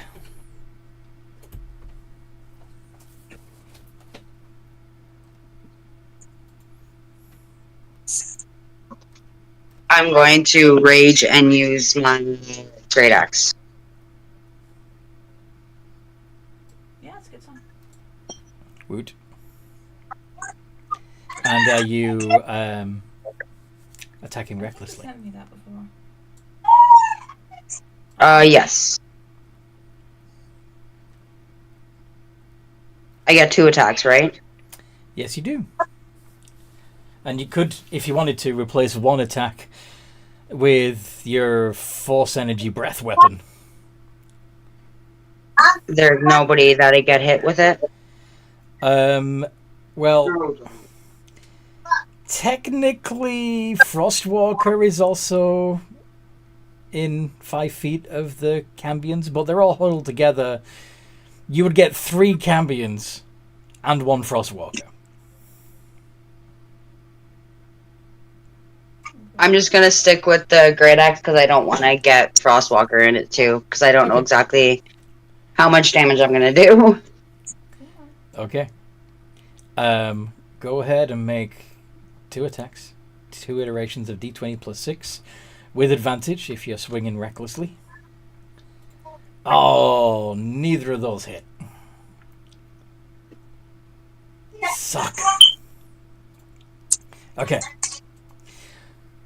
This is not a good start. No. Total.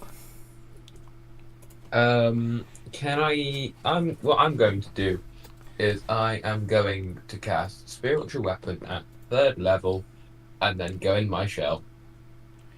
I can send you one. Okay. You attacking with the spiritual weapon. Yes. Oh, I need to. I've probably got it a bit wet. I need It's to. a D20 plus 6. Yeah. Oh, yeah. Yeah, that song just keeps going around my head. Now what?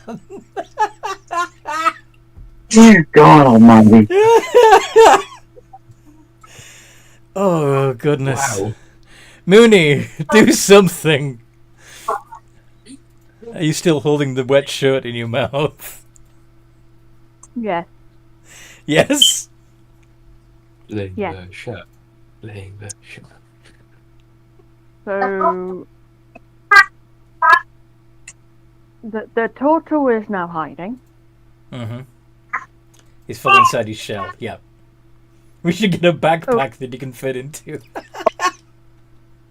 I'm gonna act like I think this is a game and whack one of the guards with the wet shirt playfully. Okay. And just go. I'm trying to get his attention on me. Rawr? Rawr?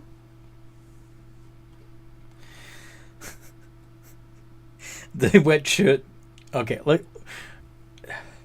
They're holding flaming spears and you're going to be playful, right, yeah. Okay.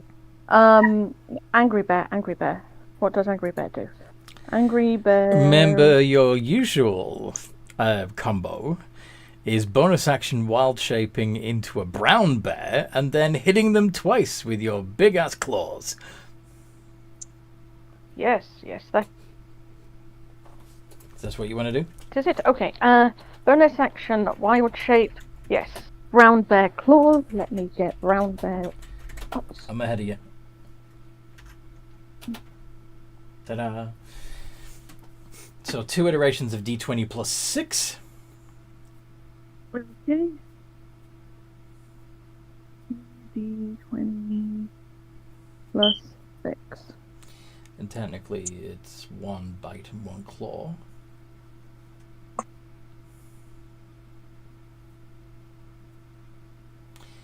Oh.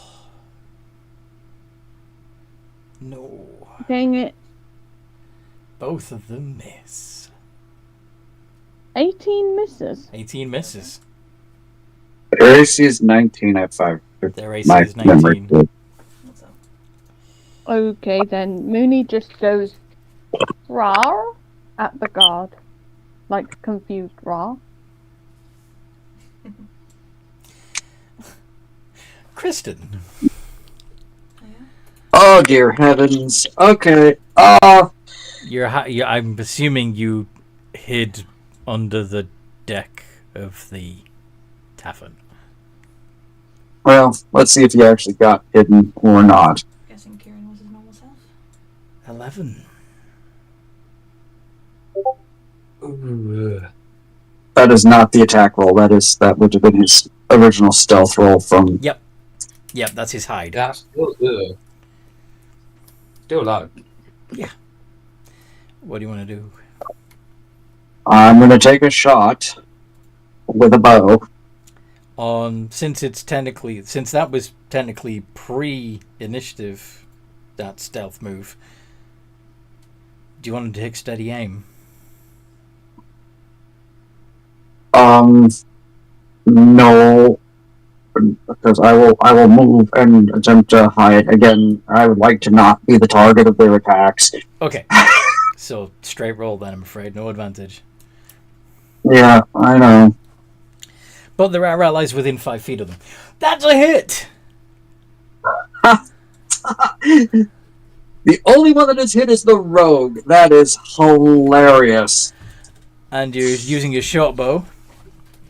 Yep. And you... Because 4d6 plus 2. Because of your sneak attack. 14 points of non-magical piercing, correct? Yeah, we don't have magic weapons yet. 7. Oh, I'm just Um, And then move to another spot and attempt to hide. Yup.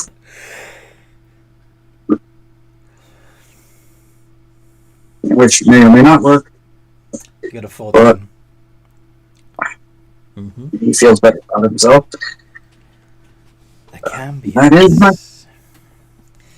Now, the Cambions are currently surrounded by 3 melee combatants, namely Frostwalker, Mooney, and Violet. So they're going to take 1 each.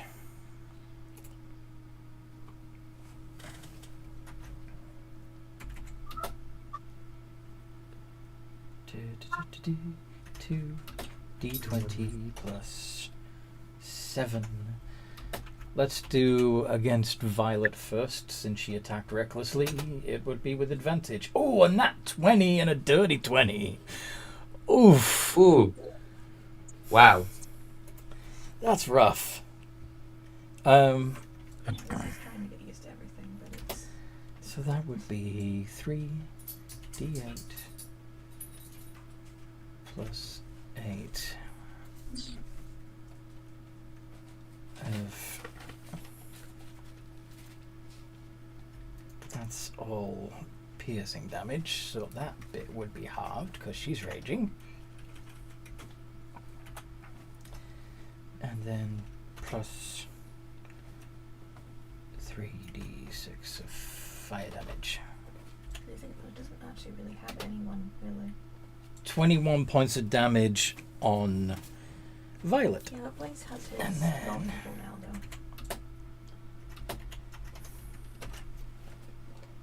Frostwalker. Have it you. 26 and 13. The 6 gets through. Only the 26 gets through. Okay. 1d8 plus 4 plus 1d6 of fire damage. 9. And Mooney. Well, he's got people who can go and dog you and stuff, whereas Lizzie doesn't really. No. She has Ooh, Freya. 25 and 26, That's and about it. Brown Bear's AC is 11. Charlie's not around. Is 11. This is animal JJ, cruelty. I've not seen her in months. Yes.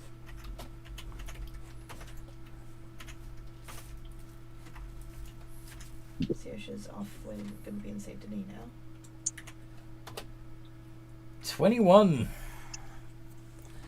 How many hit points does the brown bear have? 34. So you've got 13 hit points left of your brown bear form. And it's hard to track down. Okay? Of your choice. Oh, that's so useful. And now What it's if I Frostwalker. want more than? What if I want more than 13? Then you'd have to drop Unless it did anything and else, it did. drop your wild shape and wild shape. But what if I did not want to take 21 damage? What? I do not like the owies. Well, that's why you have your wild shape do it, so it doesn't come off your actual HP. Now, Frostwalker. What you? I'm torn. I want to attack, but I also want to try using command on them. Well, you can only use command on one of them.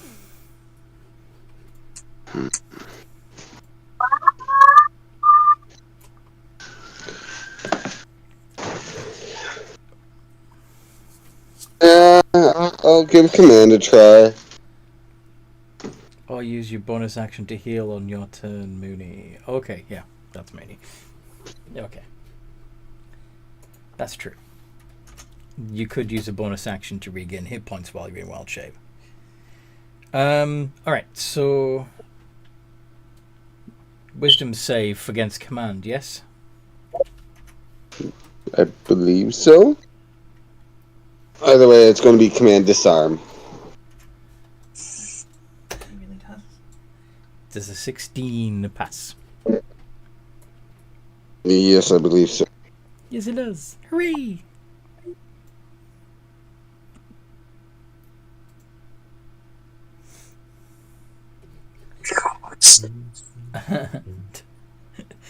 Violet. Now, you have one Cambion in front of you. The other two are standing sort of back to back with him, hitting your allies.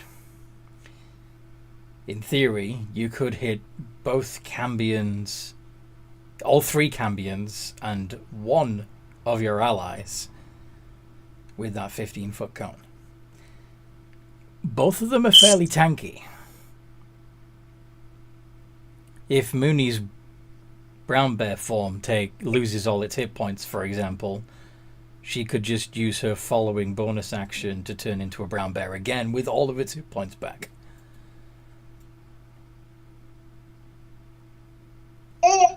If they're okay with it, I'll go ahead and do it. Sweet. So for your first attack, all three Cambions need to make a dexterity save. And is it Mooney that's going to get caught in it as well? Yeah. Or Frostwalker?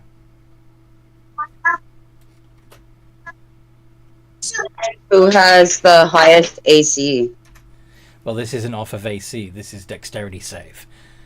Oh, who has the best dexterity? Well, I'd be it's not the going bear. It's not the bear.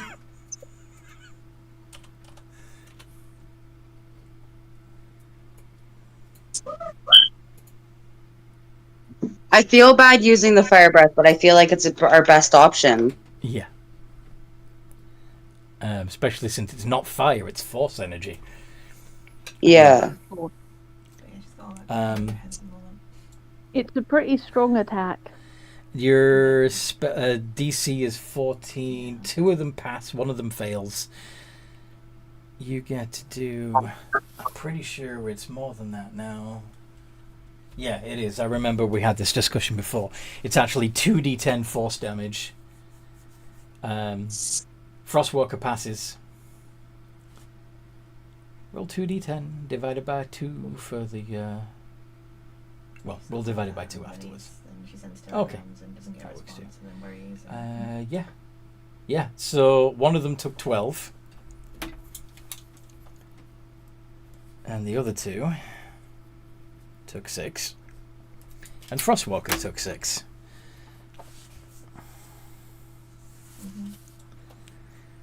Well done. And you've still got one attack left if you want to swing with your axe recklessly. Yes, I do. All right. So one iteration. Well, just 1d20 plus 6. Ooh. Oh, Nice. wait, you'd also have advantage, but it looks like it hit anyway. So, well, you can. Wait a minute. Do you crit on 19s? yeah. No. Do you want to try that again and see if you can get a nat 20? I'm just very tired. Since you do have the advantage. Yeah, why not? Cool.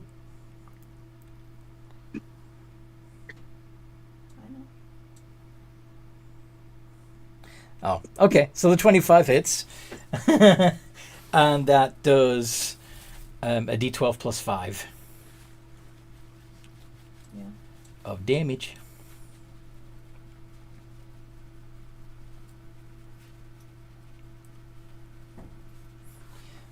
$17 Nice.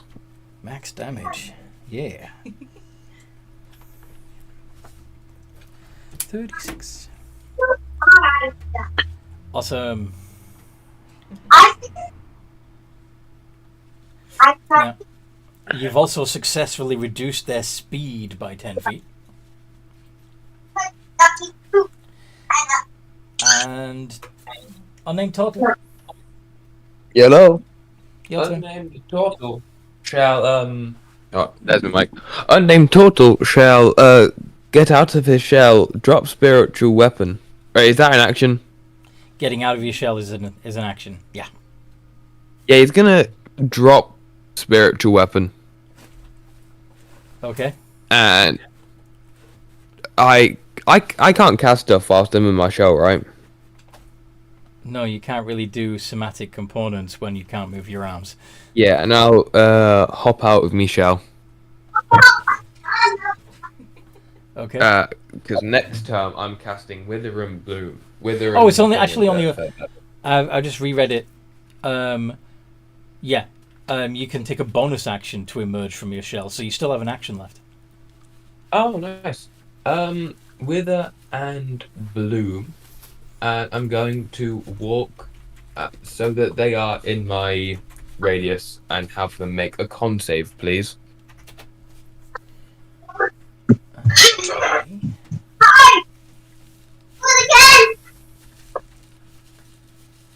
I Each picked creature them of your specifically. choice. Yeah. Okay. Cool. That's what I was checking on. 3d20 plus. Might not be that high. Oh, that's fun. Only the 9 fails. Yeah. 14 And and I 18 pass. casted that at 3rd level, so that's all my 3rd level spell So gone. it's going to be 3d6 halved for the 2 that passed. Yeah.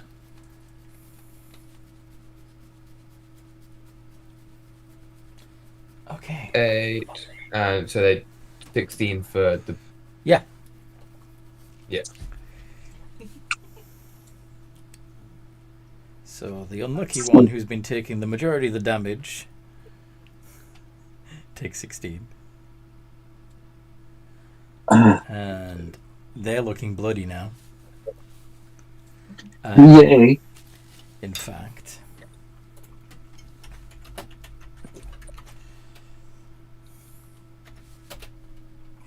Yep, he drops concentration on Alter Self and looks like the Cambion he is. And the other 2, let's have them make con saves as well. They pass.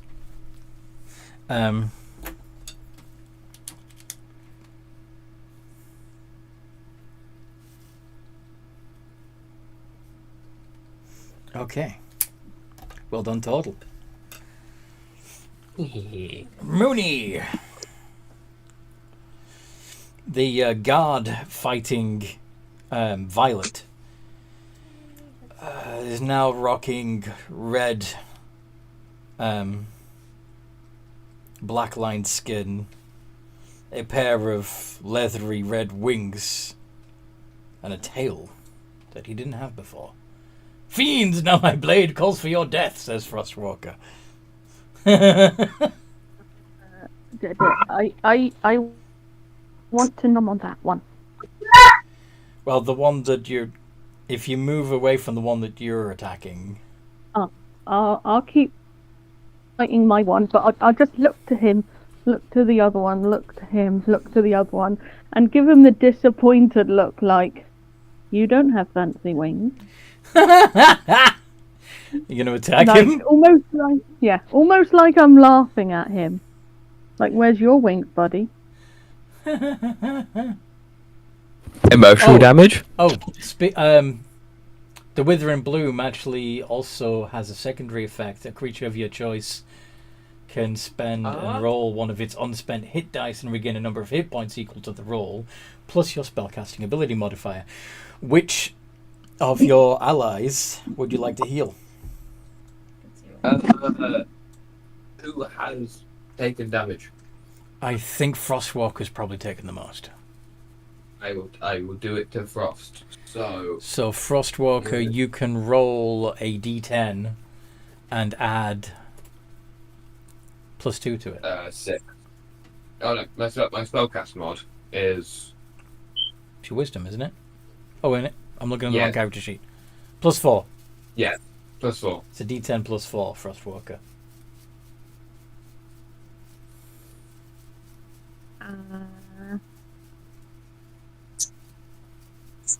Yeah, you go. Nice. You regain 7 hit points. Okay. My turn. Yep, it is your turn. What do you want to do? Nom nom. You're going to bite and claw, right? Yes. Yes. So that would be 2 2 iterations of D20 plus 6. I Bear attack, go. I just rolled it. Oh, yeah, so you did. Okay, yeah, both of those hit. How much damage do you do? Slash your feet once per turn. When you do slashing damage, you can reduce the speed of the target by 10 foot. Critical hits from slashing Yeah, you cause didn't. targets to have disadvantage. Yeah, you didn't crit, but you do get to reduce that speed by 10, which will come in handy in a moment. So, yeah, roll the damage. Okay.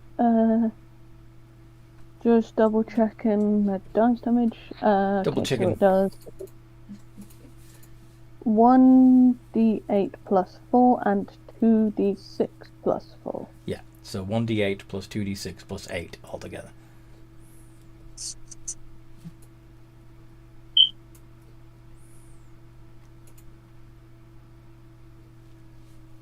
$21. Very nice. Half to 10.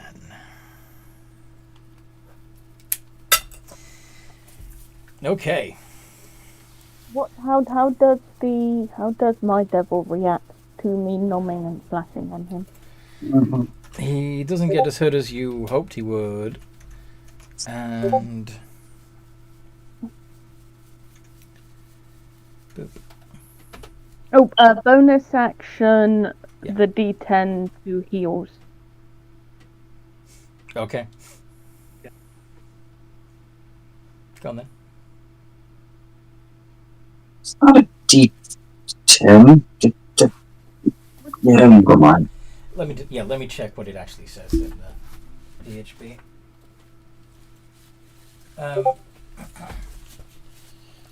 So the druids, when they are the moon druid, specifically, where is it? With a D8 per spell level. It's a D8 per level of the spell slot you're using. So if you want to burn a first level spell slot to heal, then it would be 1d8. If you want to burn a second level spell slot, it'll be 2d8. And if you want to burn one of your 2 third level spell slots, it would be 3d8. I'll burn a first level. So 1d8. So 1d8. You get 6. 6 is better than nothing. Yeah. That's good. Does the fiend look annoyed that I gave him the ouchies, or does he grin? He looks smug. It's Christian's turn. Okay. It was Christian successfully hidden As far as he with that knows. 14. Anthony, I need to know if I have the advantage or not. Yeah, you do. Okay.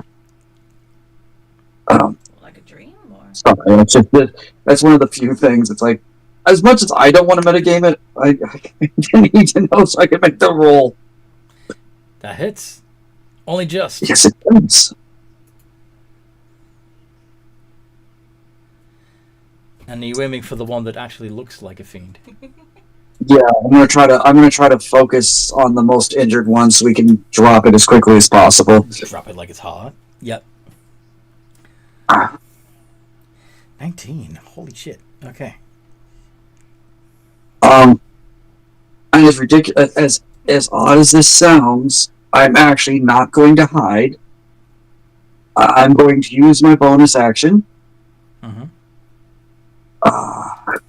to invoke my the hell is that damn shit called?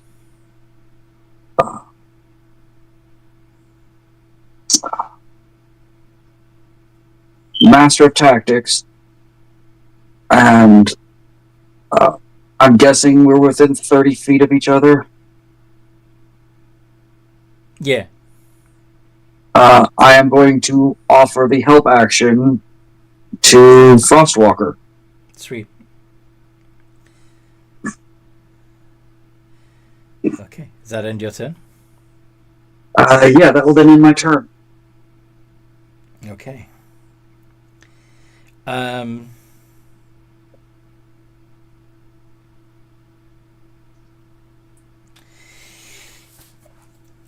okay, so the Cambion facing Violet will do the same thing he did before. Swing twice with advantage because she attacked recklessly too. And doesn't get a crit this time. So it's just 2d8 plus 8 plus 2d6. Oh, except I forgot the... Okay, so only 3 of that was... Okay. So the 8 plus 3, that would actually only be 11 points of damage on Violet. And then the Cambion will fly 50 feet into the air, or at least try to. That was 20 to me, sorry. No, you actually only took 11 of that. Sorry. Oh, sweet. You can also, as a reaction, when the Cambion tries to fly off up into the air, make an opportunity attack if you wish. Smacky, smacky. Yeah. I'd love to. All right. So, D20 plus 6. Again, you can make it. Oh, that misses, sadly. Unless you want a reckless. I'll go reckless and try again. Okay.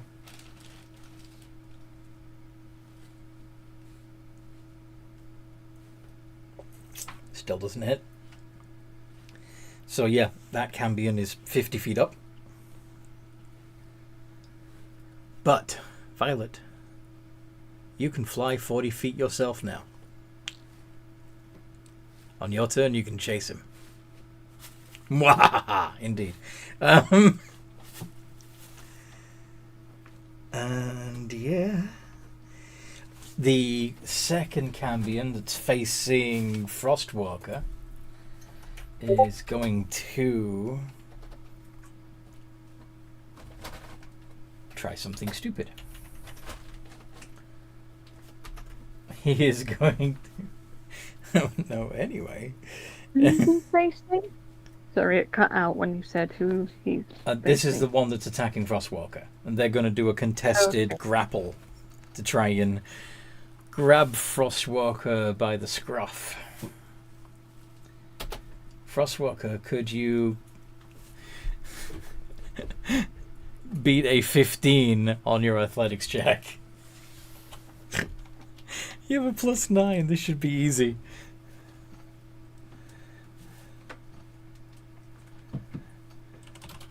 Oh, wow. Okay. So the Cambion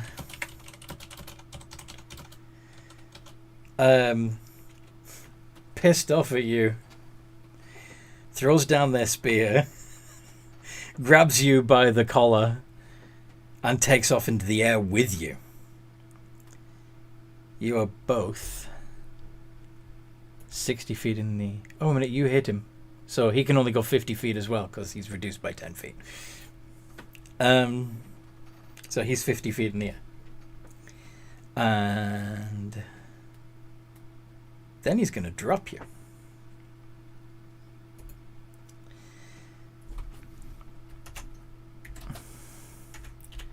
And say, oopsies. He, by the way, dropped his alter self, so of course he's full Cambion now. And you take 17 points of falling damage. And you are prone. The one that is facing Mooney will also drop their alter self, fly 50 feet in the air, and throw back down 2 fire rays.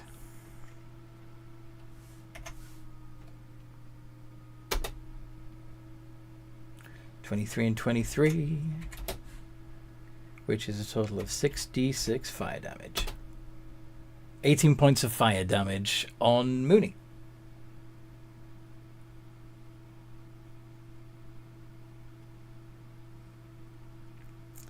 I have 1 hit point in wild shape.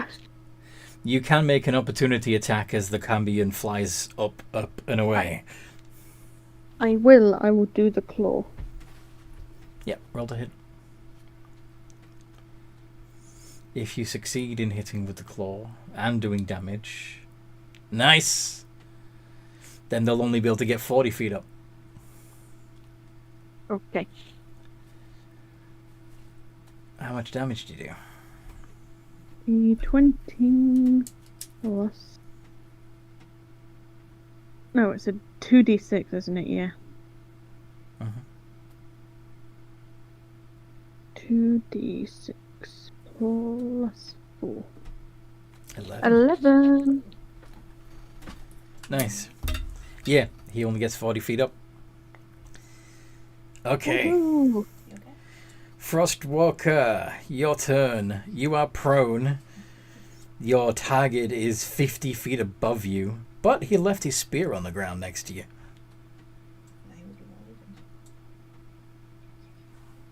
What do you do, Frostwalker? So where exactly are we? You're still in Beggar's Row. You are on the street. You have fallen prone, having been dropped by the Cambion that lifted you off your feet. So we're still like outside the tavern? You're outside the tavern. The you're a little bit away from the tavern because you all charged 30 feet towards the Cambions. For the most part. But yeah, you are laying prone with the Cambion's own spear on the ground next to you. What do you want to do? I'm going to pick it up and then get up and start moving towards the tavern. You're just walking away? Well, yeah, all I have are javelins to throw at him, and You can also throw his own spear. Yeah, but then I'll lose it if I throw it. So you're just going, yoink, this is mine now. This is mine, and I'm going home. Do you want to use your action to dash? Or do you want to use your action to dodge, so if they try to throw fire at you, they're less likely to hit you? I'll go with the dash, because my thought is them being in the air, the best thing I can do is just get cover. Yeah. Alright, so you run into the tavern with that spear. Nice. Violet, do you want to leap into the air? Yes. And chase him? Yes. If I go up into the air, would I be able to hit... Oh, do I have, like, a one use only on my fire breath? No, you don't. You can foosh him again. Okay, sweet. I'm going to do that. Sweet. In fact, I'll let you hit all three of them.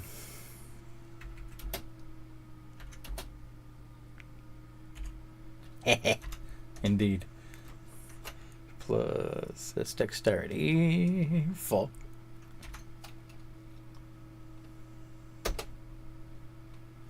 Eight, 10, and 19. That's 2 fails and a pass.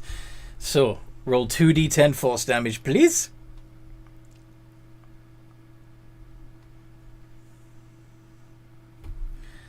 Nine.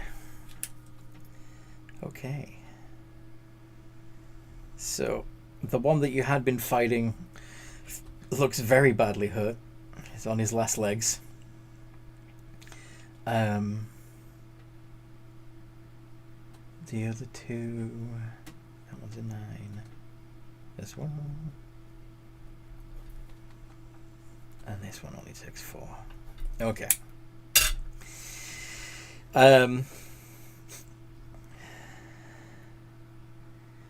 He's struggling to stay in the air, and he drops just 5 feet closer to you. Go ahead and swing at him with your axe. D20 plus 6. With advantage if you'd like to do it recklessly.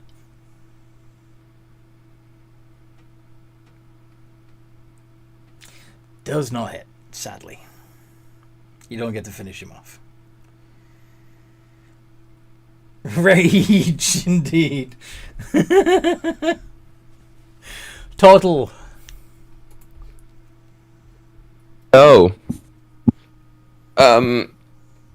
They're no longer with me. Is there any... Go on. Yeah, I can... Can I do hit? I'm just gonna hit with a sacred flame. Can I get a deck save, please? Closest one is 40 feet up.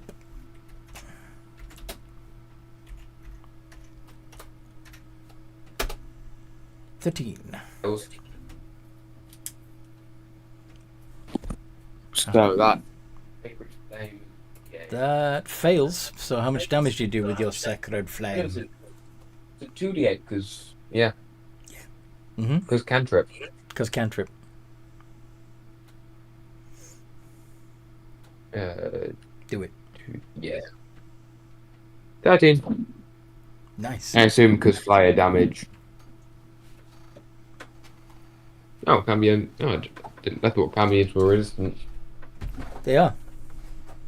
Yeah, so it would be a 7. But sacred flame is radiant. Oh, it is, yeah. Mm-hmm. Ignore me then. No. I refuse. Mooney. Your target is 40 feet up. What you do?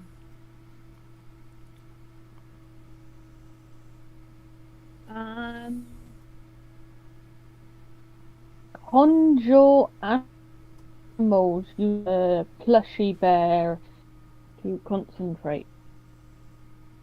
Oh, right. Yep. Okay. I did give you that ability. I was going to say, you're going to have to drop out of... Oh, wait. Yep. Never mind. Mm-hmm. I'm going to make it... Owls. Giant... Yeah, giant owls. Cool.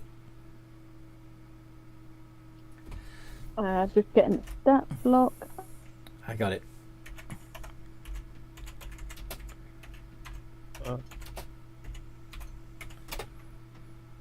There you go. So you got 8 giant owls. Okay. And if you could roll a d20 plus 2 for their initiative. Okay.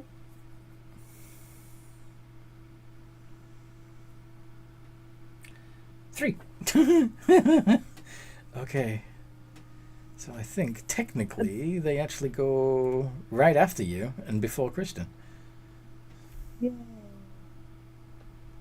Then I will command the owls to attack the guy I've been continuously attacking.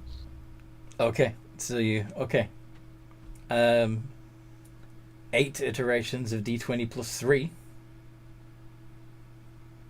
Okay. as they fly by and scratch at him with their talons. Trying to tear up his fucking wings. Try that again. I do oopsies.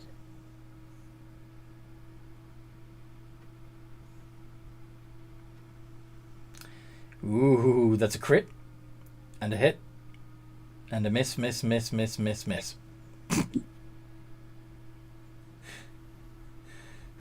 Sad. So- But yeah, I got 20. But you got... So that's 6d6 plus 2 slashing damage altogether. 6d6 Plus 2. Ooh, 21. 20. Which is halved to 10 because... Cambion. How do they react to a bunch of owls suddenly appearing? They don't like it. They don't like it one bit. No, sir. Kristen.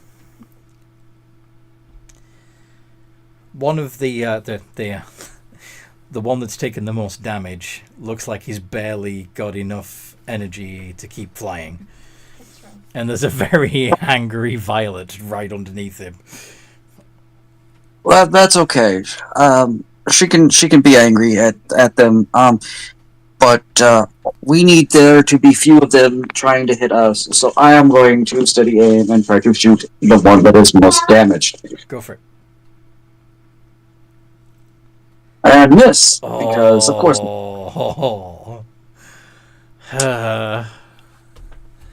Sad. Yeah. Okay. Should have lent an owl to Amanda. How would that help? She's flying. Amanda can fly. Well, Violet can fly. Maybe Amanda can fly as well, but Violet can. Can Amanda fly?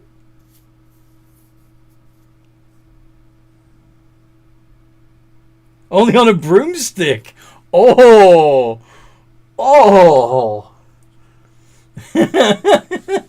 Rob's in trouble.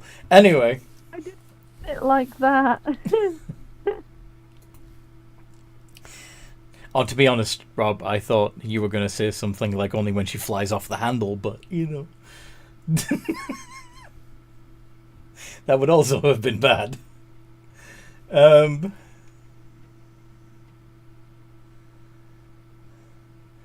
Anyway. Whose turn is it? That was Christian's turn. So it's the Cambions.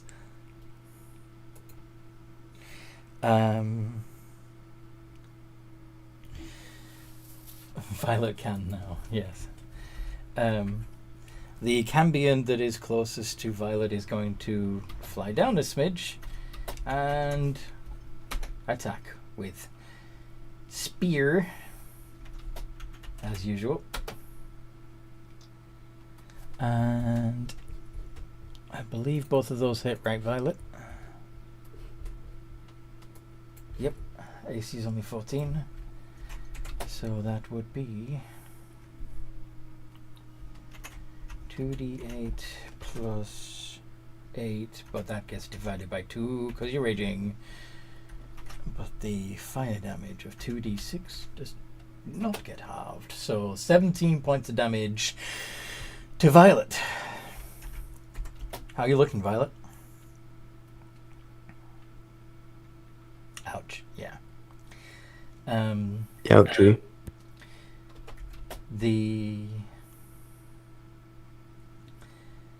With Frostwalker being inside now, yes.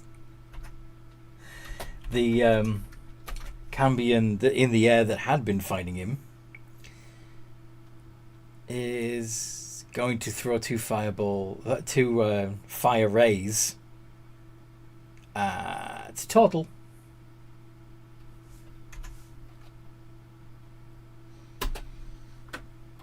$17 and a nat 1. Oh dear. Oof. So does the 17 hit you? It does. So that's 3d6 of fire damage. 12. The other one blows up in the Cambion's face. It takes 8 points of damage.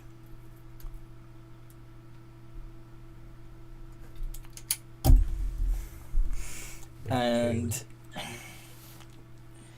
the last one is going to try and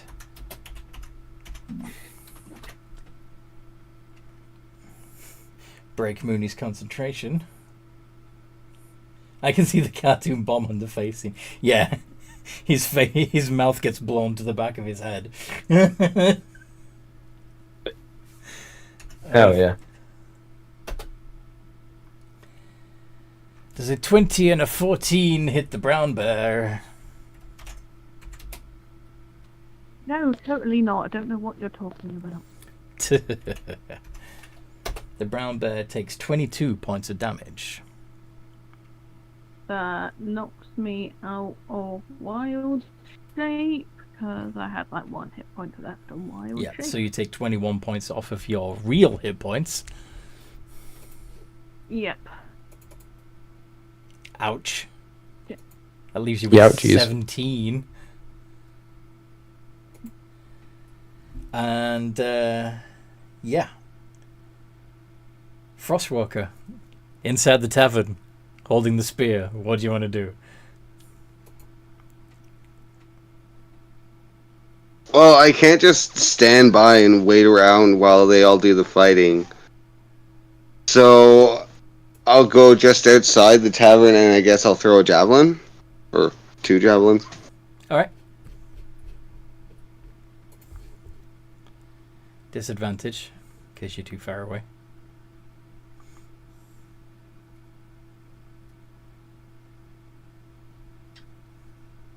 Also trying to see if I can draw their attention like back to the ground. Mm-hmm. Ooh.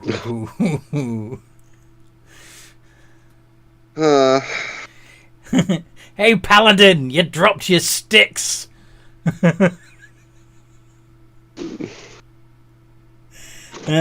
Violet. Finish this dude off. Come on. Though, if you want to, you can also foosh all 3 of them. And then attack one of the others.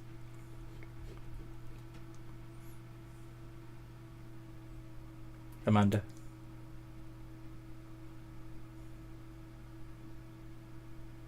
Oh, I didn't realize you were talking to me. Sorry. Yes, you are Violet. You are Violet Nightsong. And you are flying angrily within 5 feet of one of these Cambions who's not looking particularly healthy. The other 2 would also get hit by a 15-foot cone of force energy if you wanted to foosh them again. Or you could just make doubly sure that the one in front of you dies and hit them twice.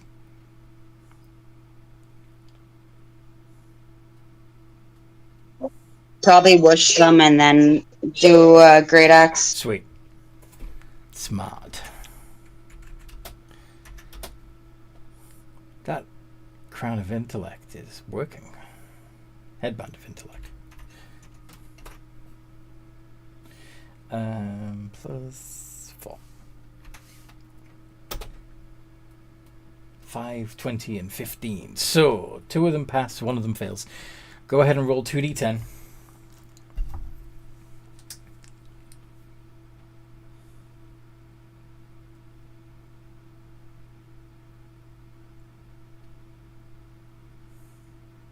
Just straight do 2d10.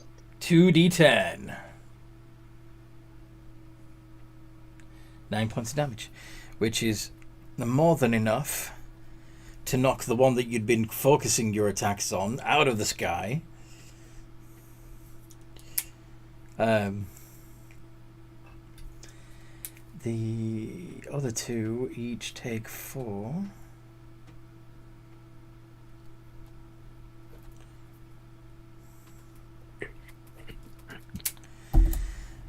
Alright, so you've still got 1 attack left. Would you like to move over to the next most damaged and make a reckless attack with your axe? Yes, I would. Alright. D20 plus 6.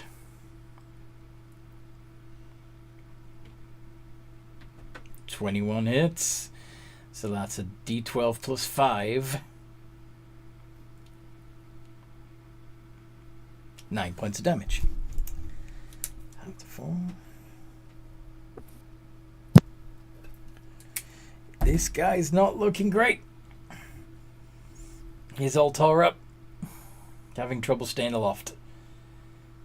Well done. Total. Can I get Unamed. Total. Sorry? Hello. The total requests a deck save, please. You're firing another one of those radiant blasts. Yes. 4. Fails. How much damage do you do? And are you targeting the one that's most hurt? Yeah. Yeah. That was rubbish. Oh well, it's damage. Indeed. He's having even more trouble staying up now. Mooney! The advantage of you not being in your wild shape anymore is you can cast another spell. There! Excuse me. Mooney?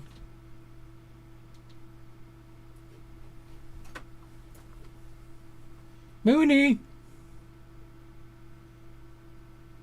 It would help if I took myself off mute. Yes, It would would. help if I took myself off mute. Indeed. I didn't do the con save for conjure animals. It doesn't matter, because your Teddy is concentrating on that, not you. Oh, yes. So, I am going to cast Moonbeam Excuse me. as an action. Moonbeam. 40-foot high cylinder, 5-foot radius. Con save. Yep.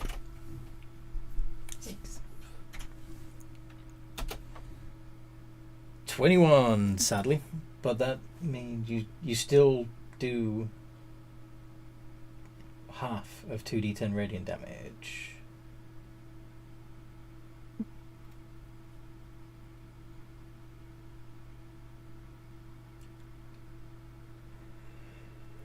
No, try that again. Exclamation R space 2d10 divided by 2.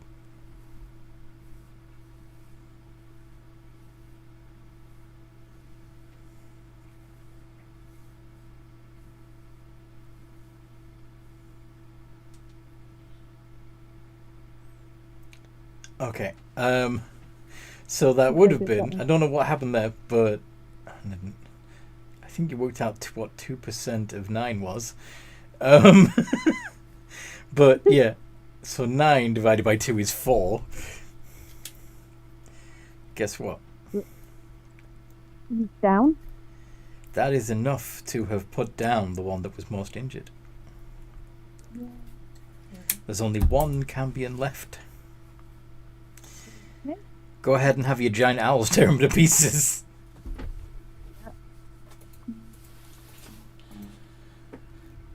Eight iterations of D20 plus 3.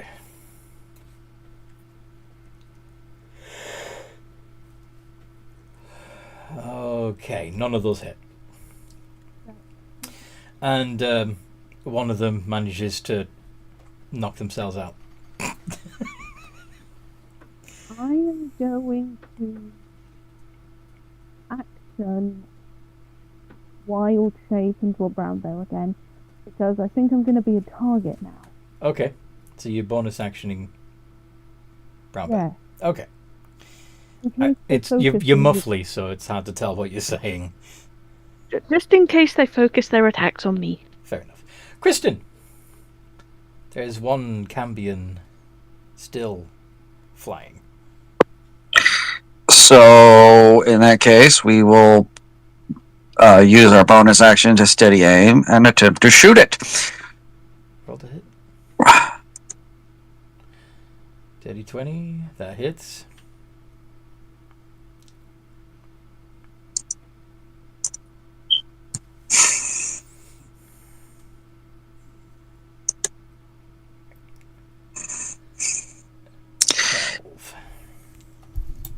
Damage is damage. Yep. On his turn, the Cambion looks panicked as he's got... The brown bear is a brown bear again. There are arrows coming from somewhere he can't see. His brothers are unconscious. And there's a very angry dragonborn very close to him. So he plane shifts away. Boosh. Gone. Combat over. Do we want these Cambions alive for evidence? It's Speaking of which, Because I imagine, yeah, because they would have fallen into my aura. oh shit, yeah, that's true. Automatic fail. So since they both fell, so far they've taken 2 automatic fails. 1 more fail and they're dead. Which basically 6 more seconds and they're dead. Unless you want to do something about it to save them. Or Stabilize. Or total drop concentration. Stabilize. Can one of us stabilize at least one of them? So if one of you can do healing word, you can give him some hit points back. Wake him up. Or we could just cut their heads off and take the heads with us because we need to get out of town like yesterday. Oh yeah, speak At this point. This would be the proof you needed that they are trucking with fiends. Let's get go. I mean, raw. Well, I just grab one and leg it. Are you going to rip its head from its shoulders? Or are you going to take the whole body? I'm going to cut the head off. Yeah, I know you're going to cut a head off, Frostwalker. I'm asking Mooney if she's going to tear a head off. I'm gonna rip the head from the shoulder. Make an athletics check. You should put your paws around the head and sit on the body and rip. Athletics check. Mooney's normal strength is plus 6 with a strength of plus 17. What is the brown bear's? Brown bear, where are ya? Strength of 19. Strength of 19, so that's a plus 4. And I'm proficient in athletic checks, though. yeah, so that's going to make it a plus 7 if you do it in your brown bear form. Okay.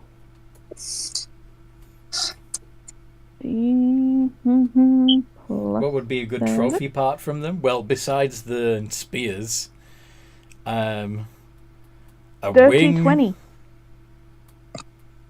Dirty 20? Yeah, you ripped the head off. Okay, so we're going to put a pin in it there with you claiming the heads of 2 of the Cambion. And presumably on your next turn you'll be trying to leave the town as quickly as possible. But we'll deal with that next time we play.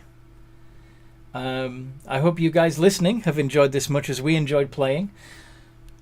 The invitation is still open to join our community. There is a link in the description below. And of course you can show your love and support by liking, subscribing, ringing the bell, and if you're super awesome, sign up on Patreon to become an emotional support goblin.